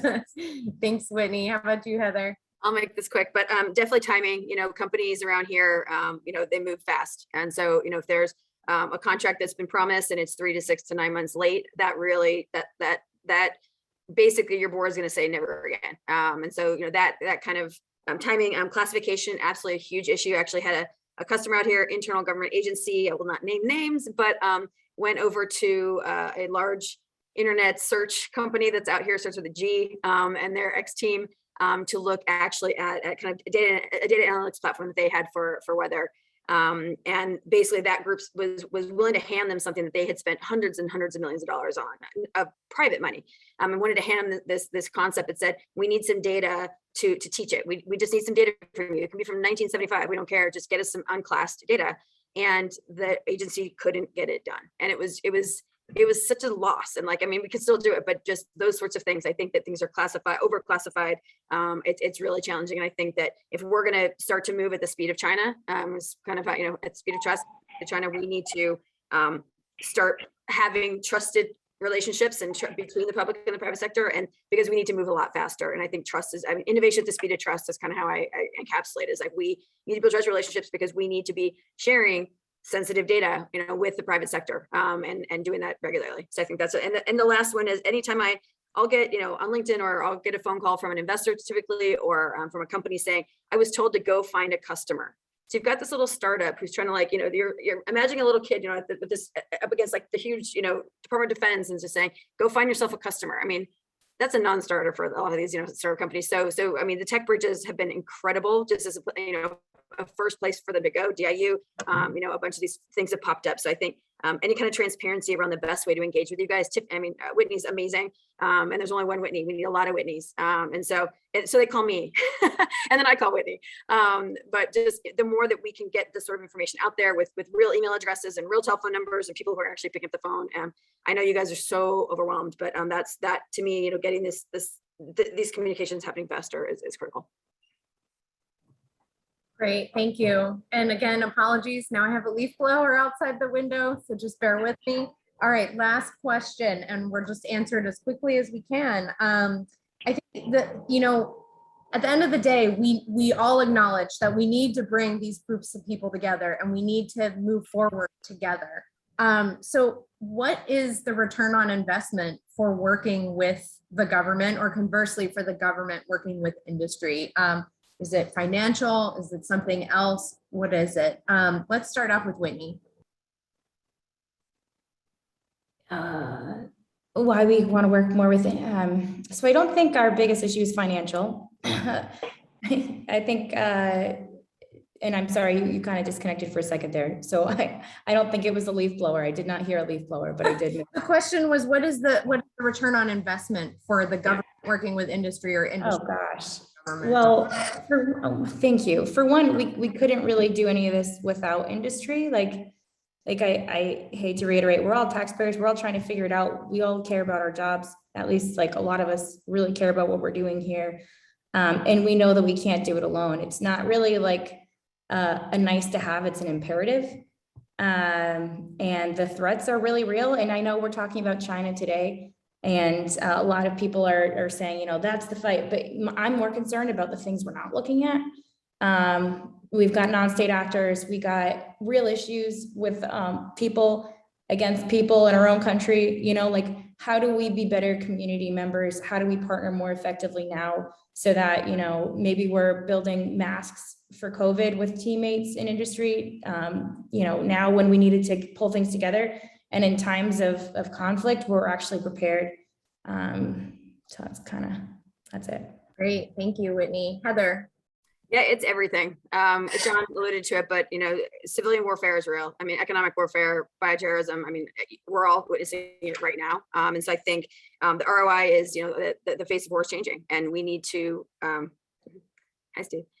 We need to make sure that we are, you know, we are taking advantage of industry and really, but enabling it to be effective. Absolutely. And then finally, John.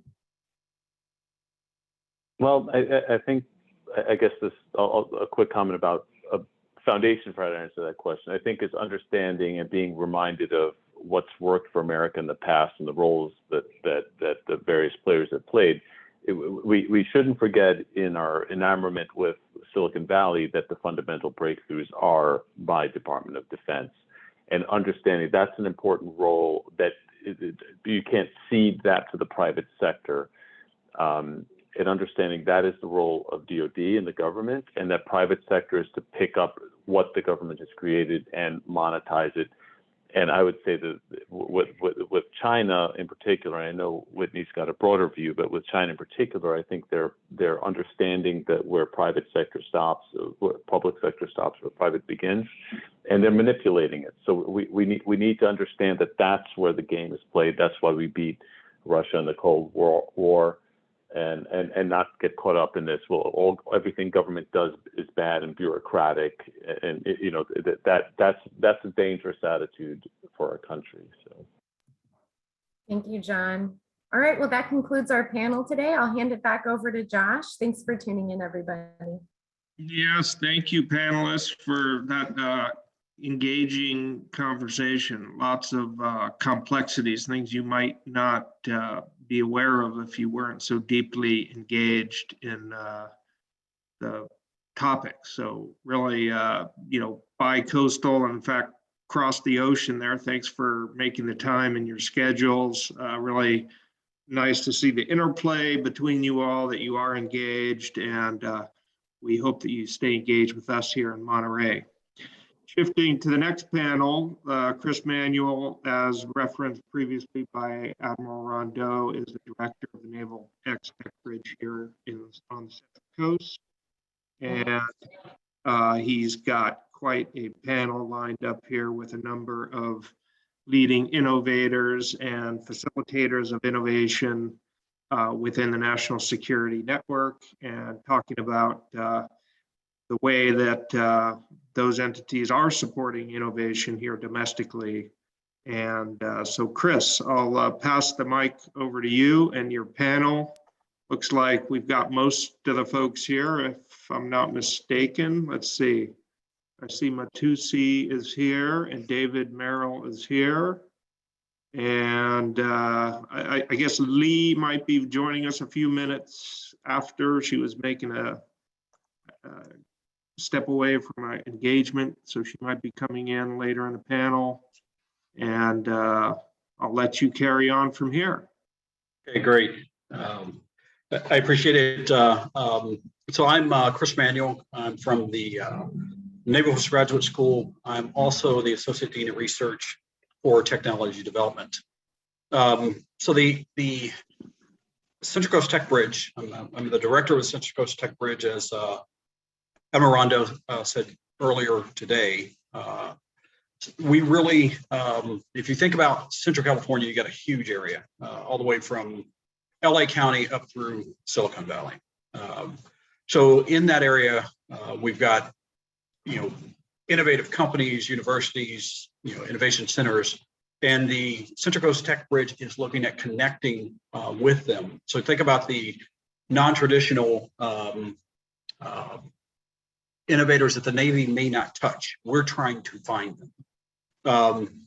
So how we're doing that and what we're focused on, we're looking at leveraging our 77 master's programs, our 16 doctoral programs. We're looking at leveraging assets like cleared airspace at Camp Roberts, and then also what we can do with the ocean. But with that and all these great areas that we have, we really can't do anything without support. So we've got a panel put together today of leading innovators, but what they're really going to focus on in their talk today is how they support innovation. So we're going to start with our first panelists. We'll start with Jesse. So Jesse Geip is from Ensign. And Jesse, why don't you tell us more about yourself and how you are supporting innovators and innovation? Yeah, thanks, Chris, and it's good to be with you all today. So my name is Jesse Geip. I'm the PAC South Director for the National Security Innovation Network, known as Ensign. Ensign is an OSD, Office of Undersecretary of Defense for Research and Engineering program office that was established back in 2016, really with the mandate of trying to connect non-traditional problem solvers who we define as anyone in an academic setting, undergraduate students, graduate students, researchers, and early stage startups up through sort of Series A size companies to national security problems. And really that mission is coming from the realization, I listened to the last bit of the previous panel, that there is a bit of a disconnect today that maybe not was as strong in previous generations between some of the greatest minds in our country who are working in some of the highest growth technology fields, either in an academic setting or within early stage startups, and the many different needs across the national security mission. And so Ensign was created to try to bridge those gaps, first by identifying real problems from the different services and the intel community. And we focus exclusively on unclassified problems. I know this was something that came up a little bit at the end of the last conversation, that classification can be a major issue for creating barriers of entry to collaborate with those who don't have clearances yet. And so Ensign focuses exclusively on unclassified problem, of which there are many, many important problems, frankly, that can be addressed in an unclassified setting. And so Ensign takes these problems that we identify from the Army, the Air Force, the Space Force, Marine Corps, Navy, and the intel community. And then we place those problems within the context of one of our programs, either within a university setting or with startups to try to quickly generate solutions against those problems. And then we'll work with those services to find sustainable funding mechanisms to bring those early stage prototypes into a closer to a fielding situation. So that's a bit about who we are at Ensign and a little bit of how we operate. I'll certainly talk more about some of the specific programs that we run that are geared towards startups, but they range from things like funding commercial accelerators across the country. We funded Mass Challenge, we funded Techstars, we've funded other well-recognized commercial accelerator programs to identify technologies against needs that the military is looking to find, through coordinating and funding pitch style competitions where we might put up a couple $100,000 or a couple $1 million against a variety of problem sets. And again, because we focus on classified problems, the problems that we work tend to be things where we think there's also a significant market for that technology in the non-defense sector already, so that we can pull in those companies fairly rapidly. So we've done things in 5G, we've done a lot of things in a variety of different AI fields, from natural language processing to image processing, and we continue to find kind of new and creative problems that hopefully have some overlap with the broader community. So Jesse, I appreciate it. And we will have some questions that we can engage you with. But our next panelist is Lee Silvestri. So Lee comes to us from the Naval X401 Tech Bridge. She's got a great background with 30 years of experience as an executive in the defense sector. So Lee, can you tell us more about yourself and how you and your team are supporting innovation? Absolutely. Thank you, Chris. So I will use a second definition as well. So 401 Tech Bridge is one half of the team I work with. The other half of the team is the Northeast Tech Bridge. We kept the Tech Bridge moniker the same, denoting the tight partnership between the Navy Naval X initiative to transition technology, identify, accelerate transition technology into Navy missions, and the non-Navy piece of it, an independent 501c3, nonprofit organization that sits outside the Navy, promoting economic development, job creation, workforce development. Huge intersection point between the groups, and we basically locked arms and said, let's do optimally what we can each do together, and then separately where it supports our regional and ecosystem initiative. So I am funded out of ONR, Office of Naval Research, and I sit between the two teams to work with the Navy and DoD, and also work with the state, local, and regional efforts. Our whole thrust, our whole heart of the mission is supporting innovators. We recognize that the full and sometimes long continuum of getting technology and technology development from people's heads, back labs, garages, whatever, into the field, that can be a very long and demanding journey. And we recognize that different phases along that journey need different elements of support or different ways that we can help move that technology along. In addition to new technology that might be of interest in defense missions, we're also looking at not so new technology, but dual use technology, other industries that might have technology, let's say offshore wind into undersea naval missions, or undersea exploration and related to naval or maritime missions. So we're always looking at opportunities to help, whether it be small companies and or non-traditional companies, get a little help and a little acceleration in terms of taking their technologies and getting it into practice any way they can that has an opportunity to help naval missions. So in addition to funding and recognizing in novel and innovative tech solutions, we work to promote and, more importantly, advance the solution and really try to move that needle from concept to fielding. To do that, we look at a number of programs from under the banner of tech transition, depending on the solution readiness. Some of those programs might be prize challenges, accelerators, incubation programs. All of these have mentorship, process around it, funding around it. Going on with that list, we have mentoring programs. It could be state assistance. In Rhode Island, we have this thing called innovation vouchers. And then DoD has a number of these opportunities, programs that promote and accelerate technology transition. The SBIR, which is Small Business Innovation Resource Program, or STTR, which is the tech transition, usually the academic piece of it. They have, and it's called SBIR, STTR program. There's other things called, there's a whole line of contract vehicles called Other Transaction Authorities, where they're specifically encouraged to work with small companies that are ready to prototype. A little bit more advanced than SBIR work that I mentioned, a little bit more advanced, a lot more advanced than prize challenges, but still funding there to promote the development of prototypes. There's broad agency announcements at the various warfare centers.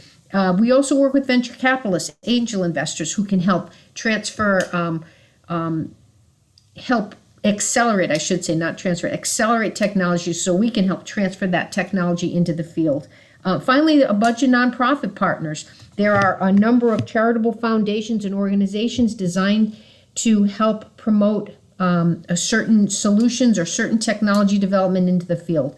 So that's a little bit about what I do and the continuum of that tech transfer. And I'm sure we can talk more about this later. Chris? Thanks, Lee. Great. So our next panelist is from the University of Santa Cruz, Mutisi Paul, and he's the entrepreneur in residence at UCSC and the chief commercial officer at a private equity company firm called B3. Mutisi, can you please tell us more about yourself and how you are supporting innovating? Absolutely. Good morning, Chris, and thank you to DART for having me. As Chris mentioned, I'm a Chief Commercial Officer at private equity firm B3. I'm the president at Volt Inspections and UAV Recon. I'm in the Entrepreneur in Residence at UC Santa Cruz. I'm also on the SBIR Phase 1 and 2 Selection Committee for the National Science Foundation for power and for advanced technologies in power and energy. So by background, most of my career has been in energy and critical infrastructure and utilities. And the last 15 years has all been around new technology introduction into energy, critical infrastructure and utilities. And most specifically around go-to-market, commercialization and go-to-market. And this has been both as a founder, a co-founder, and a founding team member. So from an idea origination through Series D, I've done a lot of it, and a lot of it's been really like enterprise scale. The last 2 years has been all about unmanned aerial systems. You can check out some of the recent work at voltinspections.com. It's really software around enabling independent drone service companies to deliver turnkey inspections of critical infrastructure, utilizing crowdsourced networks of contributors to do data evaluation. So I take, in my role as entrepreneur in residence at UC Santa Cruz, I'm really taking both kind of the historical work that I've done in getting startups off the ground and like my current work of getting portfolio companies off the ground and trying to share that understanding real time in supporting student and faculty founders in their projects. And I think as most founders would probably be able to tell you that once you've done it a few times, they're patterns, and there are processes that are really agnostic. It has a lot less to do with the specifics of the technology and a lot less to do with the specific nuance of the market. That early on, there are standardized procedures, like there are shortcuts, there are ways to help make the process faster and make it smoother. And I think in the panel here, I mean, Chris, if you have specific questions where you want me to dig into that, I'd be happy to do it then, or I can start now in terms of how I frame that and how I share that with the teams that I work with. Yeah, Matusi, we'll come back. But I definitely want to get into kind of the process that you use, and in fact with each one of the panelists. But we'll do that once we finish kind of introductions. Our final panelist comes to us from Elway Air, Dave Morrell. So Dave is the co-founder and CEO of Elway Air. Dave, could you please tell us some about yourself and how you are supporting innovation? And in this case, Dave, I'm not looking at you as the innovator, but really how you go about getting support for what you do for your team, but also for yourself. How do you do that? Sure. Yeah, happy to dig into that a little bit up front. I figured I'd share what we are working on, and then I know we can have a productive discussion about that. Thanks for having me here to be a part of this. My background is technical, engineer turned entrepreneur, and my company Elroy Air started 5 years ago after some experience in the small drone industry. So at Elroy Air, our mission is to enable same-day shipping to every person on the planet. And I'll show you a little bit about the system we're developing. It's basically a large cargo drone. It's a autonomous vertical takeoff and landing aircraft designed for priority shipments without airports at a speed that's much faster than ground transportation. And the goal is to enable express time definite shipping everywhere for everyone. The system is, this is a picture of the first full-scale demonstrator that we built and flew at Camp Roberts in 2019. So part of our trajectory has been enabled by relationship with the Naval Postgraduate School. I saw Ray Bittner in the audience here. So hey, Ray, create a partner with NPS. That's been very helpful to us. And the use case for a system like this is that it will fly, primarily it's for commercial logistics, flying goods from warehouse to warehouse, airport to warehouse, warehouse to business customers. And there's a dual use aspect here, which has afforded us the opportunity to have interactions with government, where there's also a huge need for aerial resupply for soldiers in the field to get, beans and bullets to expeditionary groups who are moving around place to place and need that kind of sustainment, like an on-demand resupply capability that can go and deposit material wherever it's needed. So I'll show a couple of quick clips that give you an idea of how the system works and will work. This is a render, so this is kind of future operations. Aircraft comes down and lands vertically. It taxis itself over to the spot where it deposits a cargo container. Modular containers allow us to optimize the use of the vehicle asset, kind of like drop shipping with trucks, where you've got a separate truck from the trailer, so you don't make the truck and the driver wait around for loading and unloading. The aircraft takes a turn, taxis itself over the outbound cargo container, picks that up, and then back out to take off for the next mission.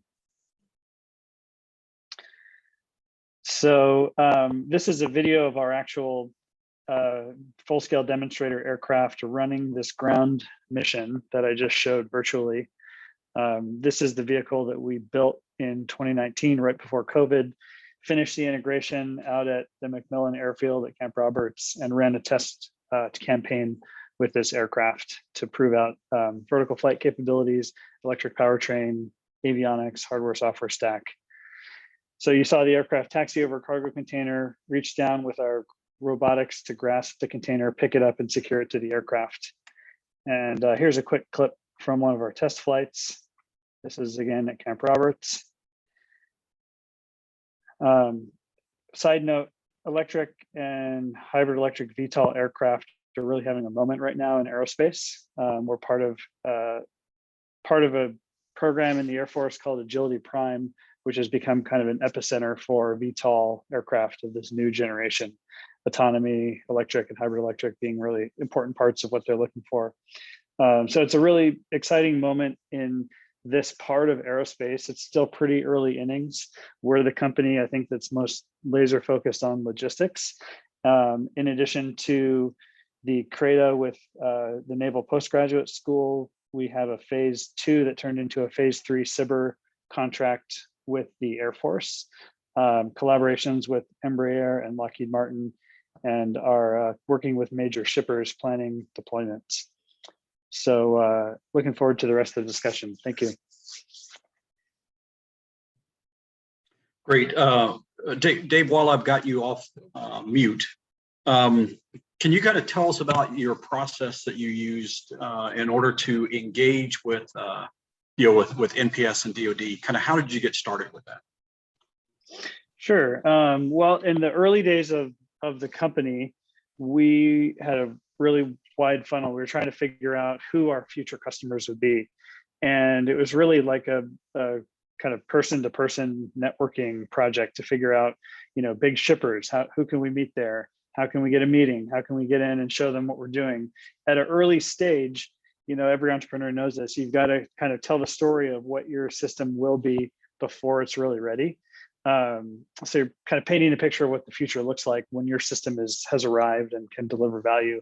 So I don't remember how we heard about it, but we heard about this activity that happens out at Camp Roberts called JIFIX, the Joint Integrated Field Exercise, and Ray from NPS was leading it and basically gave us a context several times a year to come out and kind of bring the snapshot of our technology. which started out very rudimentary. It was like we had just had a prototype of the cargo container and a kind of driving robot that could roll around a parking lot and pick up and drop off this cargo container. And so we showed up at GIFX, talking about the aircraft we were building, but only able to show a piece of it. But we had all these people from all across the government, different branches of the DoD, other agencies too came by to talk to us to see what we were building, learn about it, and kind of give us ideas about where the application areas were going to be in the government, where we'd find a use case for this system. We had already learned by then that the Army and the Marine Corps seemed to be interested in autonomous aerial delivery systems, so we found our way to those people. But it broadened the horizon of who we met and who we talked to, and like I said, led to a CRADA research partnership with NPS that then allowed us to spend substantially more time out at Camp Roberts building, testing our system. So that's been one of the benefits to us, has been access to a test range, which for a big unmanned system takes some doing, because this is an aircraft of a size where it doesn't fit into the Part 107 rules for drones in the airspace that apply to smaller drone systems. We need a special permission to fly a larger system. And so this is controlled airspace, and also gave us a context to interact with students and faculty at NPS. The students are going through a master's program to be future leaders in the Navy and the Marine Corps. And so kind of gave us contact points with these folks who had operational experience, were learning about the technology of what we were doing, and then can put together the pieces of how it can become operationally beneficial within the DoD. Appreciate that, Dave. Watusi, can you kind of talk through your process? You're an entrepreneur, yet you teach at a university, and with the intent of taking the ideas from your students, probably professors as well. Tell us kind of how you do that. What's your process for doing that? So first, to make it clear, for the work at the university, I'm not with my teams where they're originating their ideas. They already have the idea and they're trying to figure out, okay, where do I go and what do I do with it? So with that as kind of the starting point, I try to challenge people on the front end the framework that I'm looking through is kind of two pieces. First and foremost is de-risking. And when I say de-risking, it's really around, how do I help these teams get fundable as quickly as possible? And to get, getting money and getting early customers, in my experience, is largely about optics. And it's, getting your counterparty, or get, the teams I'm working with, getting their counterparties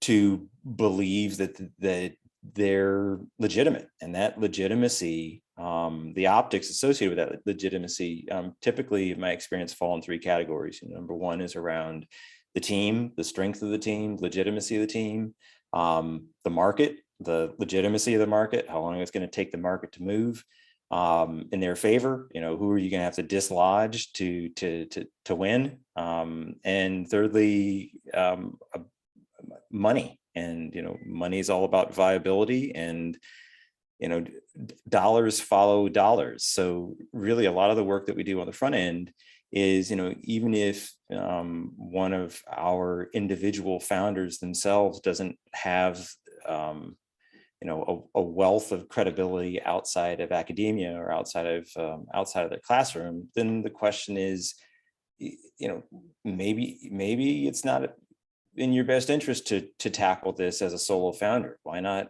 build up a founding team? Why not build up an advisory board?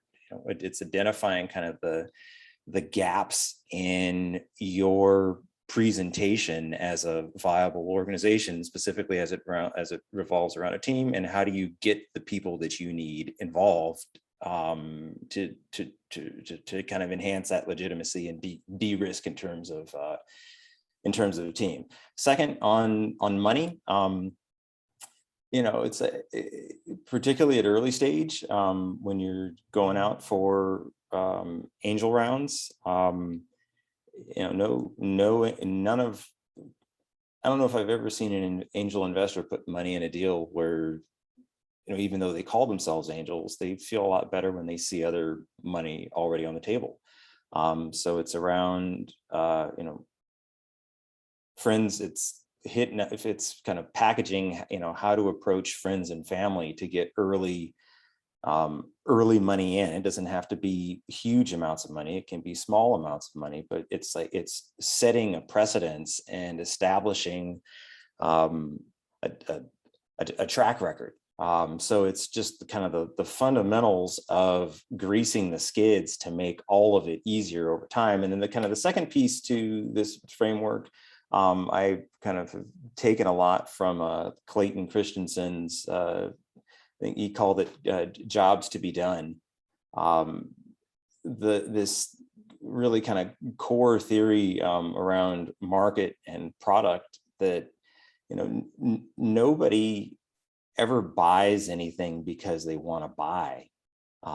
They buy things because they've got a problem to solve. They buy things because they're trying to make progress on something. So we do a lot of work around market understanding and customer discovery, and trying to get enough commercial traction together where you're increasing the odds of going out to fundraise. And it's really an incremental approach. So the framework is there in two parts. It's in de-risking, and it's using this jobs to be done methodology to make sure you've got your market nailed. Great. One of the things you had mentioned that I think is important, that we were talking about private capital, they want to see somebody else invest. No one necessarily wants to be the first person in line. So Lee, you've got a great deal of experience on the DoD side. You've been a SBI coordinator. You're also working with private capital. Tell us how you go about getting those first investors that allow, and it can be non-dilutive capital from SBI or something else. But tell us about your process for getting people to invest that are going to bring others in order for the technology to get funded and get across the finish line. One of the effective ways, and it's more an example of the type of program, it's when we can get investors in the community souped up, riled up around a solution. One of those programs is the Venture Mentoring Program. It's out of MIT, but there's chapters all over. We have it run out of our RI Hub. It's one of our innovation centers, innovation hubs in the state. But one of the things we found is if we can take these promising novel concepts and they kind of compete to get into the program, and we layer on them, we surround them with mentors and guides or whatever. But within that group are investors. And it's amazing if there's, multiple investors or angel funds or whatever in a mentoring session, and all of a sudden you see one start to react, and then you see this chain reaction of excitement and opportunity. So part of what we do is we try to surround our teams, our promising and novel opportunities, with a community of folks, so that if there's something to be shared, if there's discovery, if there's some amount of due diligence we're doing, everybody can benefit from them, and we start seeing a little bit of a momentum growing in our community. It's not uncommon for us to see companies that will capture the attention of a program, let's say a prize challenge. It's not uncommon to see them enter an acceleration program. It's then not uncommon to have them go to maybe an incubator program, because they start getting attention, they start getting encouragement, they start getting more and more momentum in our ecosystem. And part of that ecosystem, again, are our investors. I can't express enough how important some of the other nonprofit and other charitable foundations are in terms of promoting certain missions. You know, particularly when we see issues involving environment, issues involving resiliency. Maybe it's climate resiliency, maybe it's energy security. There are organizations willing to fund some amount of seed money to get that momentum going. And success begets success. When you start seeing that happen and you advertise it and you promote it and you use that little success as a stepping stone maybe to the next program, let's say credibility that gets you seen in the SBIR ranks or the OTA ranks, other transaction authority, all of this builds upon itself relative to this being, again, a continuum of experiences and opportunities and programs that are there to accelerate technology along its journey into the field or into commercialization. Thanks, Lee. So Jesse, you know, we've had, you know, 3 panelists that have used and have given case studies on how they use commercial funding, private funding. You're a government agency. You know, tell us how you're interacting, what your process is on the private funding side. And if that's not the case, then tell us about how you would go about helping startups in order to get their initial funding. Yeah, thanks, Chris. And I think for Ensign, you know, our philosophy is not that, you know, going back to that core mission, that there's great technology being developed sort of outside the realms of the traditional DoD labs or directly funded, and we need better access to it. It's really important for us to be seen as a partner to the broader VC community that is supporting companies that are growing. And what we're really trying to do is provide, you know, opportunities for companies that may have otherwise not considered the government as a first market to consider that market faster, right? Because I think that a lot of the challenge that you'll see with some of these high growth VC-backed startups is that they're bored as they're looking at their burn rate and they're thinking about what's the time that it's going to take my startup to figure out the government soup of acronyms that I have to navigate to get to a contract that may or may not lead to something significant. Is that worth my time relative to investing in the commercial market opportunity that I see right in front of me? And I think really what Ensign is trying to do is try to focus on using, you know, there are some good tools that have been talked about today, and Lee mentioned, you know, SBIR vehicles and some of these things. But frankly, I would say one of the challenges with SBIRs and some of these other tools is they sometimes have been used in the same way that a lot of the typical government acquisition process is done, in that a specific requirement is released to the community. And if you meet that requirement, fantastic, you can go compete for that funding. But there are less ways, and I know there are things that Lee and others are working on along with Ensign to address this, that are sort of more open to the community about having them come to us and say, we've got a technology that can dramatically change and deliver an outcome that you want, but it may not have been what you were asking for. And I think that's really important for the government as a buyer to get smarter about allowing those technologies that we may not fully understand, but we understand the implications of it, to come to us without us having to be super prescriptive in the requirements for what we release. And frankly, some of the contracting vehicles that the government has built over the decades still exist in sort of this sort of industrial age mindset of kind of ordering things that we think we understand, as opposed to describing a capability that we want to achieve and allowing people to explain to us why their technology might get to some capability in a more loose way. And so Ensign has built, I think, you know, even giving some of the examples that you've talked about, like GIFIX, which is a great exercise, and there are other exercises that take place, you know, joint exercises or service-specific exercises.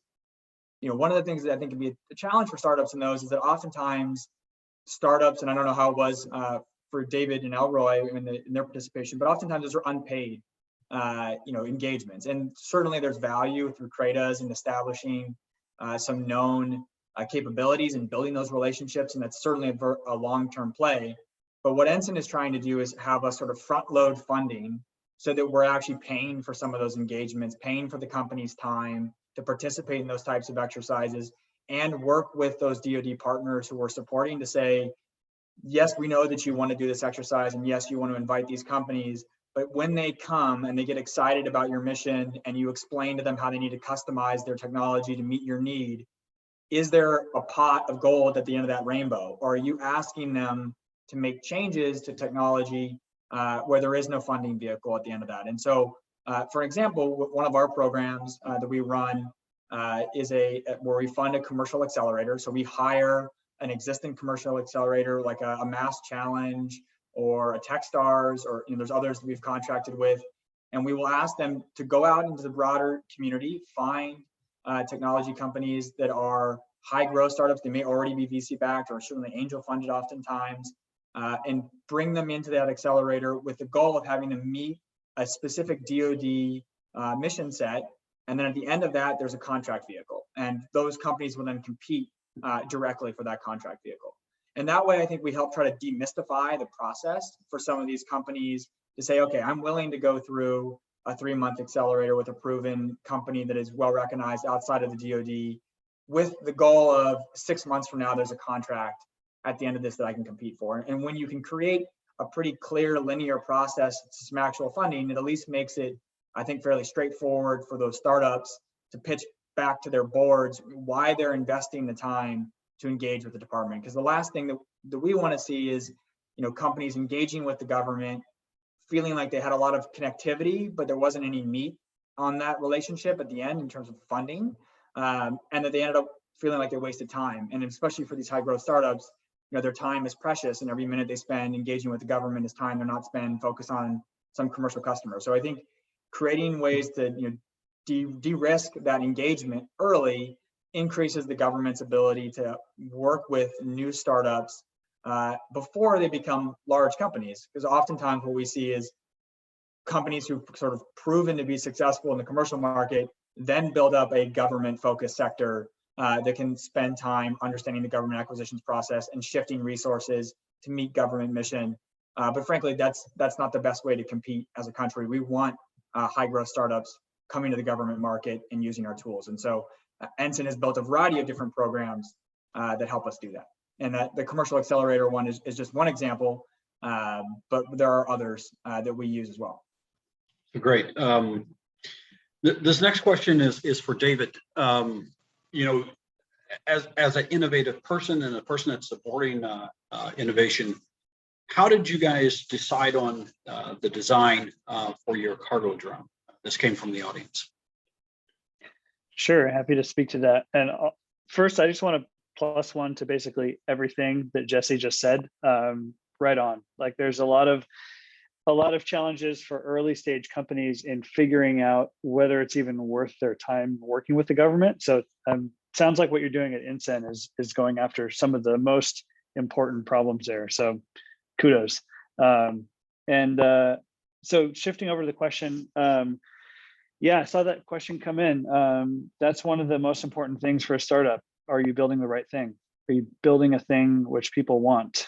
Are you building a thing which, as Steve Blank wrote in his book, customers want to grab out of your hand? It's like, you got to build something that is meeting a really clear and pressing unmet need. And so what we did was we tried to just gather a lot of feedback early and often, and we just would network, person to person, finding our way to the right person inside of, say, big commercial logistics organizations, who was kind of the, best as the person who's both innovative and responsible for what the organization needs to do next, and has real purchasing power, real influence and purchasing power on what's going to happen next in the org. So we would get really an early representation of our idea and bring it to the customer and say, what do you think about this? And in the earliest days, in aerospace, it takes time, it takes capital to build even a prototype aircraft of this scale. We'd bring renders. We'd show the renders to the customer. We'd do storyboarding of concept of operations. Like, what do you think if it works this way for loading cargo and unloading cargo? At one point, we even built a kind of lo-fi appearance model, to borrow a word from consumer products. You build sort of a non-functional version of the system that looks real or close enough that you can kind of get people in front of it and get feedback. So we did that in commercial logistics. And then, like I said, we found out about the GIFX event, and we go out and kind of do the same thing in front of government stakeholders and customers.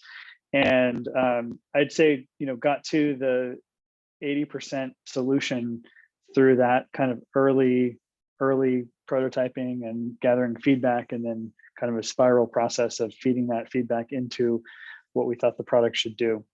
But there's a lot of good books on product development. I mentioned Steve Blank, that has been kind of sort of a Bible for startups for a while. His like lean startup writings and the 4 Steps to the Epiphany book. There is one pitfall, though, I'll say, if you're building really capital intensive things like airplanes, a lot of the lean startup methodology makes no sense, and you've got to find other ways to de-risk the idea and get the support to build it in the first place. You can't just get an MVP out into the market in 3 months that's hacked together and then iterate on the fly. So that's the one point of caution I'll say to entrepreneurs that have an idea that's in any of the sort of what might be called hard tech or frontier tech industries. A lot of the pieces of the standard startup playbook go out the window when you have a capital intensive thing that you need to build. Appreciate it, David. Unfortunately, we are out of time for this panel. We probably could have used another hour, but I really appreciate the panelists' participation and your perspectives. Each one of you are, really well known in your areas, and I appreciate you guys providing your perspective. Josh, over to you. Yeah, thank you, Chris. And yeah, panelists, another great discussion. We obviously could carry on any one of these quite a bit longer. We do appreciate you making the time in your schedules to join us.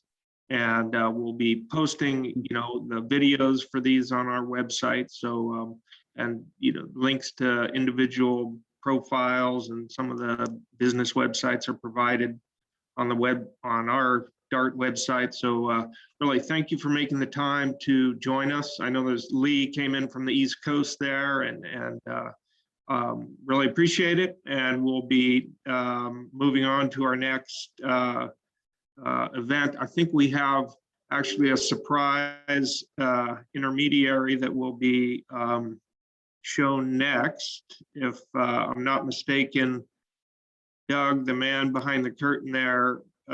Look, there's our Congressman Panetta with a pre-recorded message for the symposium. So let's do that, and then we'll move into our final keynote for the day.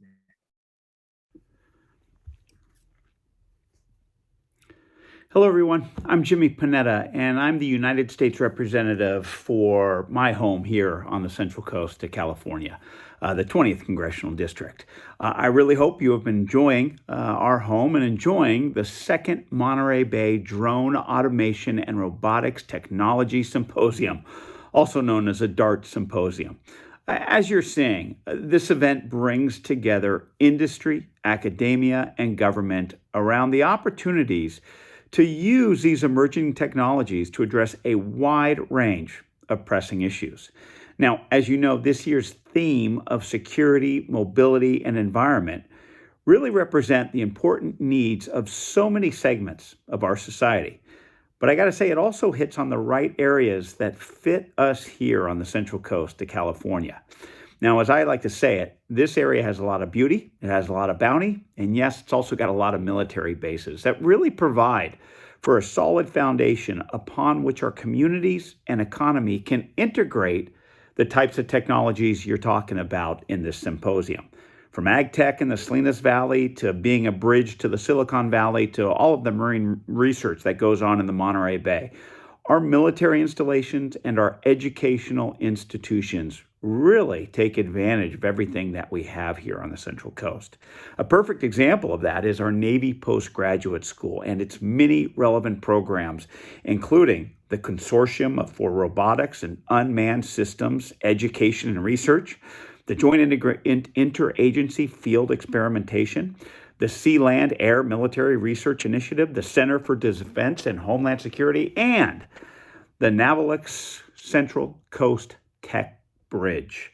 Those are just some of the programs that are happening right here on the Central Coast today and are strengthening ways that we can harvest our innovative spirit so as to meet the nation's defense innovation needs tomorrow. Now, also on the Central Coast, we have a robust community of higher education, from community colleges to CSU Monterey Bay to University of California at Santa Cruz.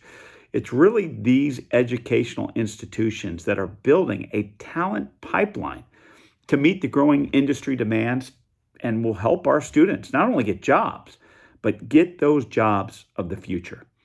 I got to say, my district, my home, it has all of this and so much more. And you're seeing that and hearing that with our speakers, our moderators, and our panelists of this year's symposium, who are accurately reflecting this area's diversity, this area's strengths. Really helps that we can now come together, listen, and learn from each other. The Central Coast truly is an ideal place to grow business and deliver impacts to the benefit of our communities all across this nation. So thank you. Thank you for being here. Thank you for joining this year's Monterey Bay DART Symposium. And thanks for all of your work for our security, for our mobility, for our environment, not just on the Central Coast of California, but all across the United States of America. Thank you. All right, that was excellent.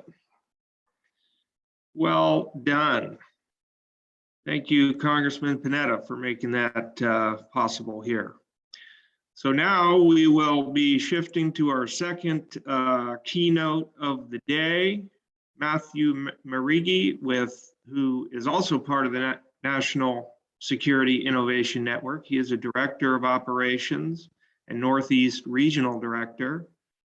And he will be telling us more about Ensign's activities and including additional opportunities for filling the innovation pipeline for our DoD partners and the needs they may have. Matthew, thanks for making the time to join us here this morning. Thanks, Josh. And thank you also for using a picture of me from back when I was a younger man. I do appreciate that before the years have weathered me a bit more, especially in my second tour in the department. And thanks also for putting me after Congressman. Definitely a hard act to follow, but I will do my best to get a chance to represent us. So I appreciate you. Yeah. Great. All right. Well, thank you, everyone, for giving me the time today. And I'm also glad you got a chance to interact with my stellar colleague, Jesse Geip, out of Southern California. As Josh just mentioned, I'm Matt Marigi. I am currently dual-hatted, technically triple-hatted. Really want to get into it as the Northeast Regional Director for Ensign. So I'm based out of here in scenic Boston, Massachusetts. So appreciate you letting another East Coaster intrude on your proceedings. But also am currently serving as the Director of Operations. So I am overseeing our, at last count, I believe 26 and growing number of people we have embedded across the country representing Ensign and providing inputs of both Department of Defense challenges as well as partners from academia and from startups. So very glad to be able to be here and tell you a little bit more about the kind of macro view of our organization, how we operate, and hopefully be helpful to y'all. Next slide, please. All right, next one. So as far as a mission set goes, which, you know, again, you've gotten some of this from Jesse, so I won't belabor the point too much. It's to build networks of innovators and generate new solutions to national security problems.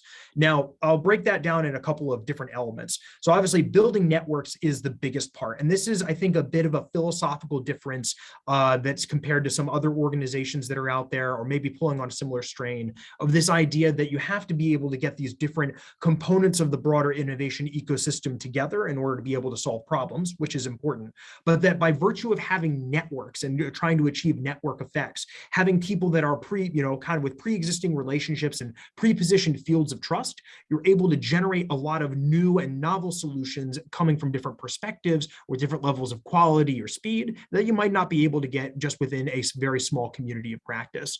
It's kind of evolved out of similar things that we've already discussed, right? Current DoD model for problem solving is expensive and inefficient, very much this kind of command requirements driven process for getting in new technology and most importantly, new ideas, of which those two things are connected, but not necessarily the same. That current command system is just not as effective of leveraging what is happening organically inside the commercial sector and academia as has been in previous decades. And so we need to adapt our business model to be able to take advantage of that.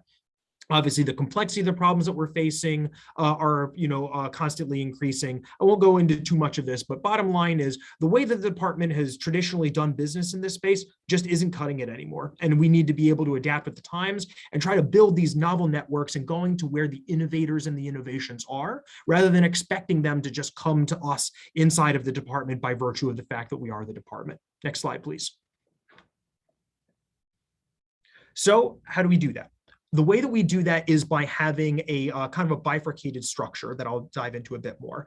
The one that I represent, that I'm coming from, is our regional network team. So as you can see here from this slide, we have a number of regions that we have set up across the country that have people embedded in all of them in order to try to reach the innovators where they are, but also just as critically, making sure that we are located close to the Department of Defense organizations that require access to this innovation pipeline to solve their problems. So it's just as important to be able to say, leverage the intellectual capital coming out of the Washington University in Seattle or out of UC Berkeley, as it is also then being able to tap into the needs of Newark Keyport, which is just outside of Seattle, or with Travis Air Force Base, which isn't too far from San Francisco and from Berkeley. So there's kind of this philosophical model that we can't just innovate and we can't just dictate and proliferate innovation just from DC, but that we need to actually be out in the field, pounding the pavement and building those networks at the grassroots and deck plates level. You go to the previous slide, actually, just for a second. And the way that we do this is not also then by just putting people, say, in the Bostons or the Austins, the Seattles, San Franciscos of the country, but also making sure that we have people embedded across the country writ large and diving deep, not just into cities, but also into strategic universities across the country. So this is a map of our current network of partners on the university side. You can see the logos and the dots on where they are, as well as the stars where our regional directors are currently based, sort of have a broader outlook on the broader regional happenings. But the whole philosophy and the idea behind this is that there are going to be a lot more shots on goal and a lot more stones turned over in terms of finding innovations if you're actually physically embedded inside of those institutions and inside of those regions. We've had some great partnerships with a number of those universities on that list. It's a constantly growing list, but it's been a real benefit, at least that we've seen, to be able to not just work with academia from the outside, but actually be deeply embedded inside of an institution to recruit more students and professors and early stage companies to be able to plug in their ideas to the department. But how do we do that? What is our business model then on the program side? Go to the next 2 slides, please. There we go. So who exactly we are is we are a DoD program office. So I am a government employee. Jesse's technically a contractor, where it's a wide distillation of different types of people and different types of roles. But we all do work under OSD R&E as a program office. So the same general universe as DARPA. Obviously, we're part of the Defense Innovation Unit focused on earlier stage technologies.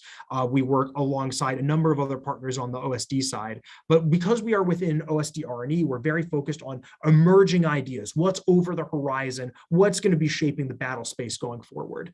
But we do that by building these intersectional partnerships between universities, academia, the department, and with venture ecosystems. Next slide, please. Just a little bit in terms of like the numbers of how we've operated. We source problem sets from all over the country. I'll talk a bit more about that in a moment. We get very different types of problem sets, whether it's the robotics and autonomy challenges that most of y'all work on, as well as problem sets in the field of policy and many different areas of technology, ranging from textiles and food systems to quantum computing and everything in between. So we try to keep ourselves tech area agnostic so that we can work along many many different lines of effort. And then our companies, we're not technically portfolio companies, but we kind of treat them as such, have raised millions of dollars in DoD funding, as well as in private capital to hopefully scale them so that they're providing benefits and inputs on both sides of the dual use equation. Next slide, please.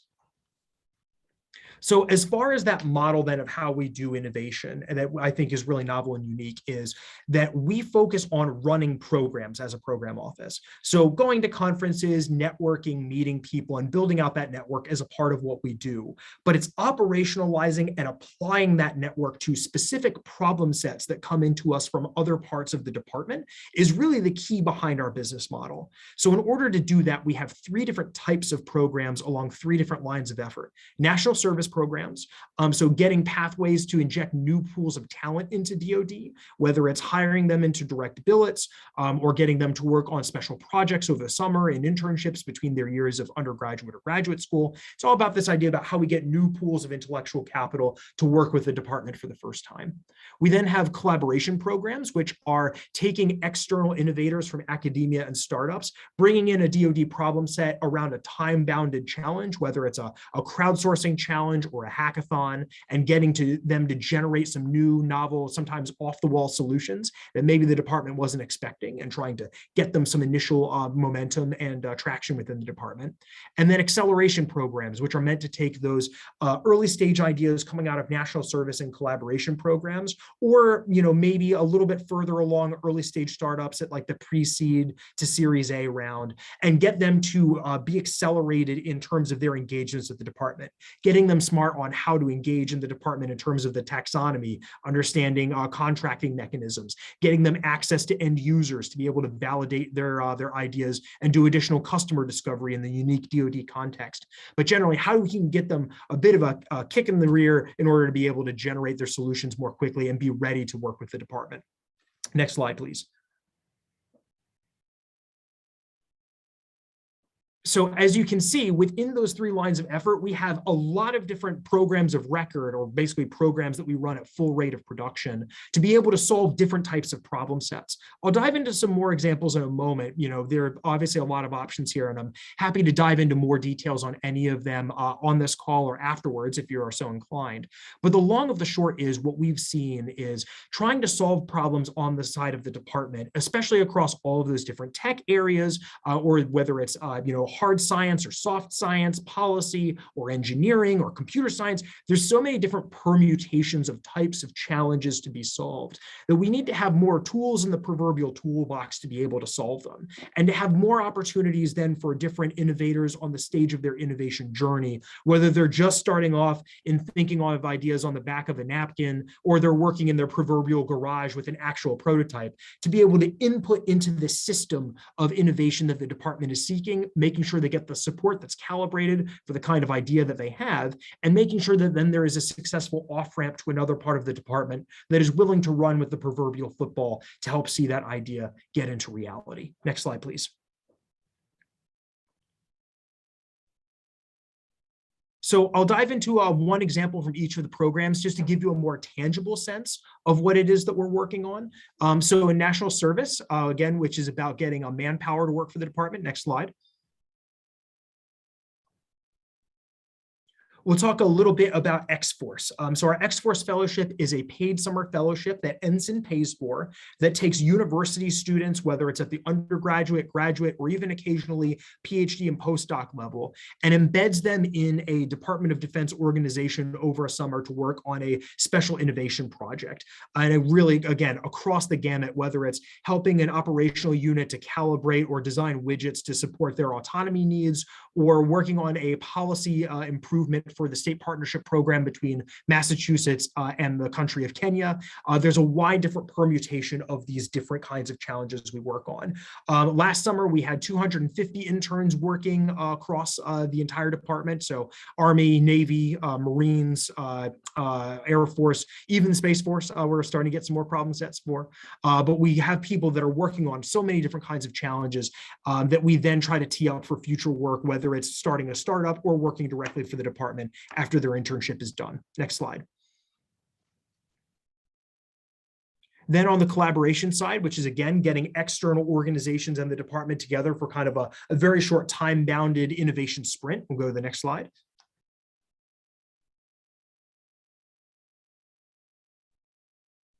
Obviously most of y'all are already tracking hackathons, but we have our own hackathon series that we do run that's focused on the DoD. You can see some information about our Mad Hacks Fury Code challenge that we ran earlier in 2021 for the United States Army, just focused on vehicle cybersecurity and trying to find ways to protect convoys of vehicles from malicious attack.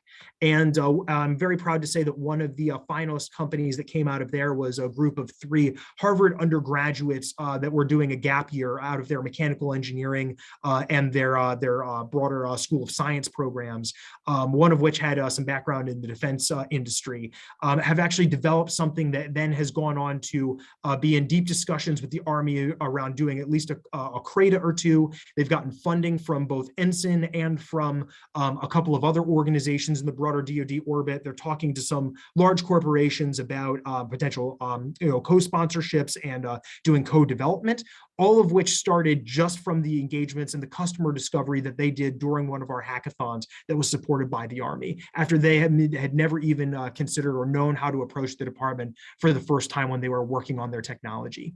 Next slide, please.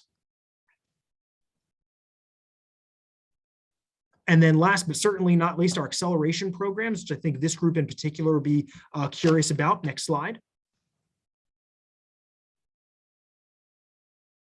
So one of our programs that we run is focused around trying to solve DoD challenges by finding off-the-shelf technology from the Department of Defense national labs and DoD-funded technologies from federally funded R&D centers, FFRDCs and UARCs. So what we do is we, instead of doing a traditional tech transfer operation, we take and curate a list of promising technologies that are both relevant for Department of Defense needs, as well as potentially interesting on the commercial side, a true dual-use opportunity, and then pair them with innovators that we work with and aspiring entrepreneurs and technologists from our network to try to commercialize them by spinning them out of those labs. So not just sending them to large corporations, but actually trying to generate new honest to goodness startups that can then not just work with the department, but also raise capital from the private sector, whether it's angels or VCs, to be able to scale their operations. We just actually finished up our latest cohort of this maybe 2 weeks ago, had some really interesting technologies coming out of MIT Lincoln Lab and from the Army Research Lab that were some of the final winners from that cycle. But it's again all about finding these intersections of Department of Defense needs, the novel innovators that are coming out of academia and from venture ecosystems, and mixing them together in new and novel ways. We do other things too, like fund accelerator programs, like at Mass Challenge, to do work specifically on companies to try to get them to go dual use. We do pitch competitions around R&D funding with our mission partners we work with in the department, but really across the spectrum of trying to accelerate these early stage ideas with these new novel pools of talent. Next slide, please.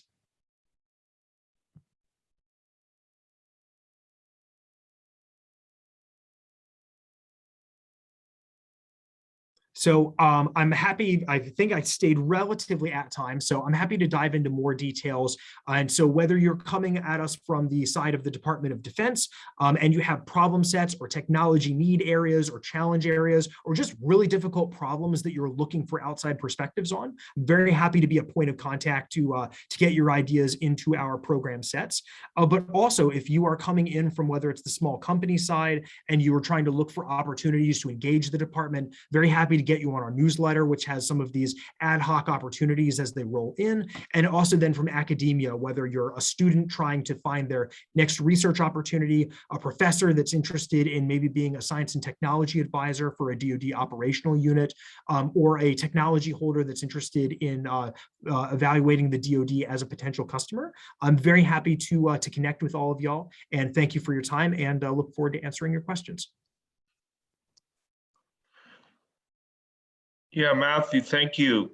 You did very well following a congressman, holding your own there. And one thing we can count on from our East Coast and Boston-based friends is showing up with a business mindset. So thanks for doing that and delivering a clear message. You know, with yourself and with and Whitney and her team, you know, we at the Monterey Bay DART Initiative and our members from UC Santa Cruz and CSUP have recently established this kind of more productive working relationship over a series of many months, engaging first with the folks at the Central Coast Tech Bridge.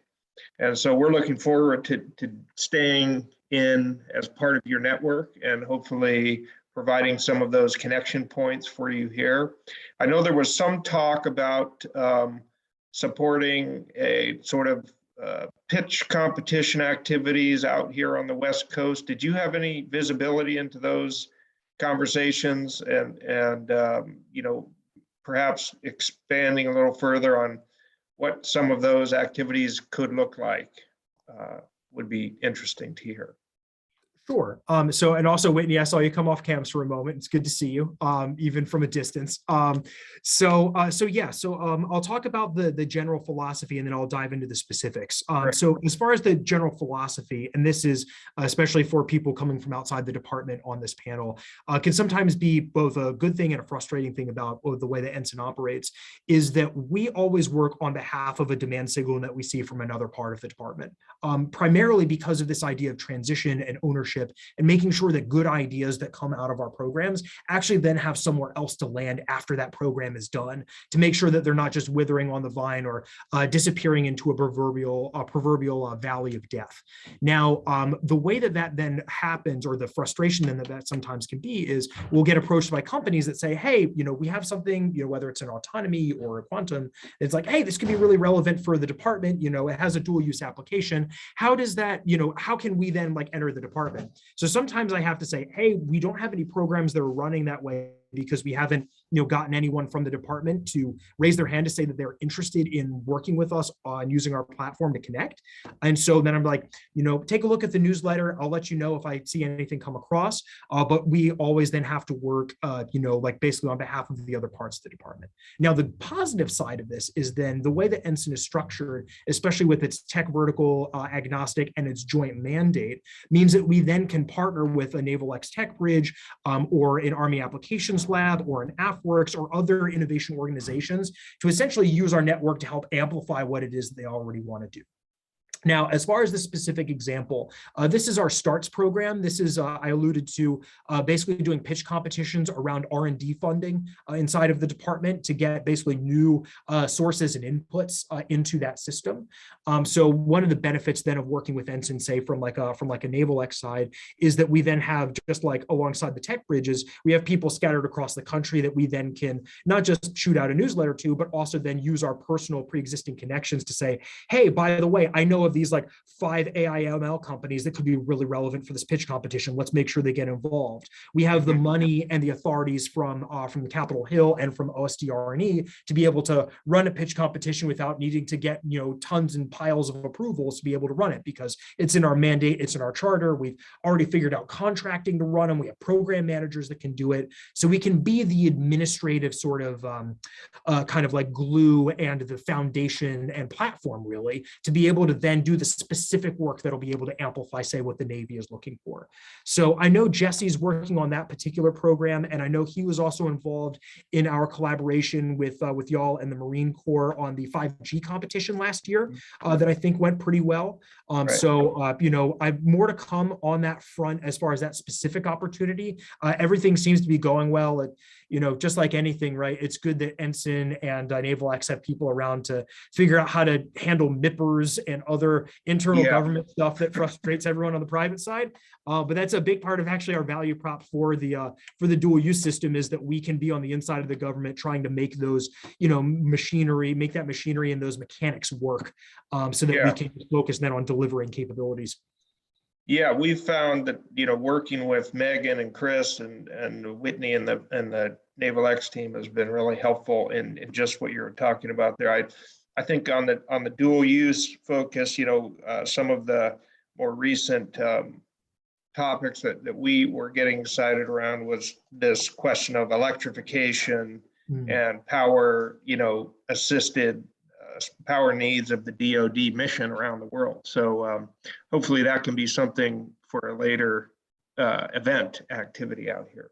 Well, as far as a 5-meter target goes, which, sorry, I've worked in the department for far too long. As far as a near-term opportunity goes, actually on Monday next week, we are going to be launching our Power Play Hackathon on behalf of parts of OSD and the Army. That's going to be looking at, I believe the catchphrase is electrification at the edge, but there is going to be actually a funding opportunity, small, we're talking probably between 15 to 25K R&D contracts coming at the tail end of that. But it's a great opportunity to be able to meet other innovators in this space, as well as be able to basically do free customer discovery with parts of the department that have raised their hand saying, we care about electrification issues, especially at the edge and at the tactical edge.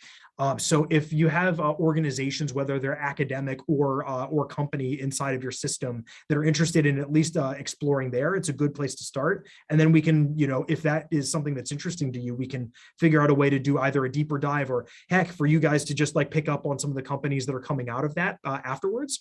Very happy to, be a partner on that front.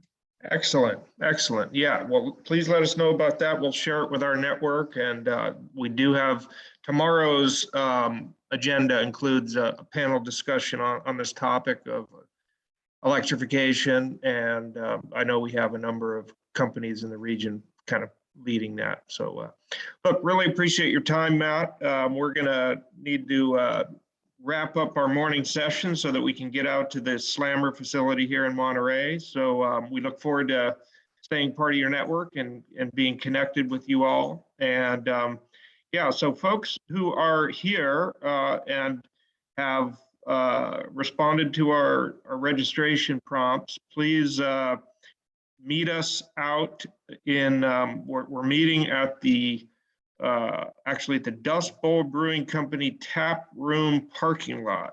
And we're going to have a shuttle take people down to the Slammer facility and back in 2 chunks for a 2:15 tour and a 3:15 tour. So we need to be there at 2 p.m. and 3 p.m. And then after that will be, for those who want to stick around and chat outside in the fresh air in Monterey, there'll be a chance to do that at the Dust Bowl Brewing Company.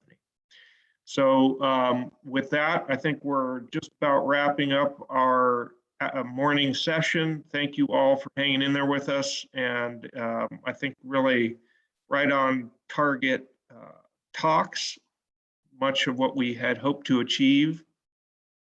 And we look forward to continuing that in person this afternoon. And then hopefully folks will be back to join us tomorrow with the focus on mobility, and with keynotes from Bonnie Simi at Joby and Tokes Omishakin, the director of Caltrans, to close us out in the afternoon.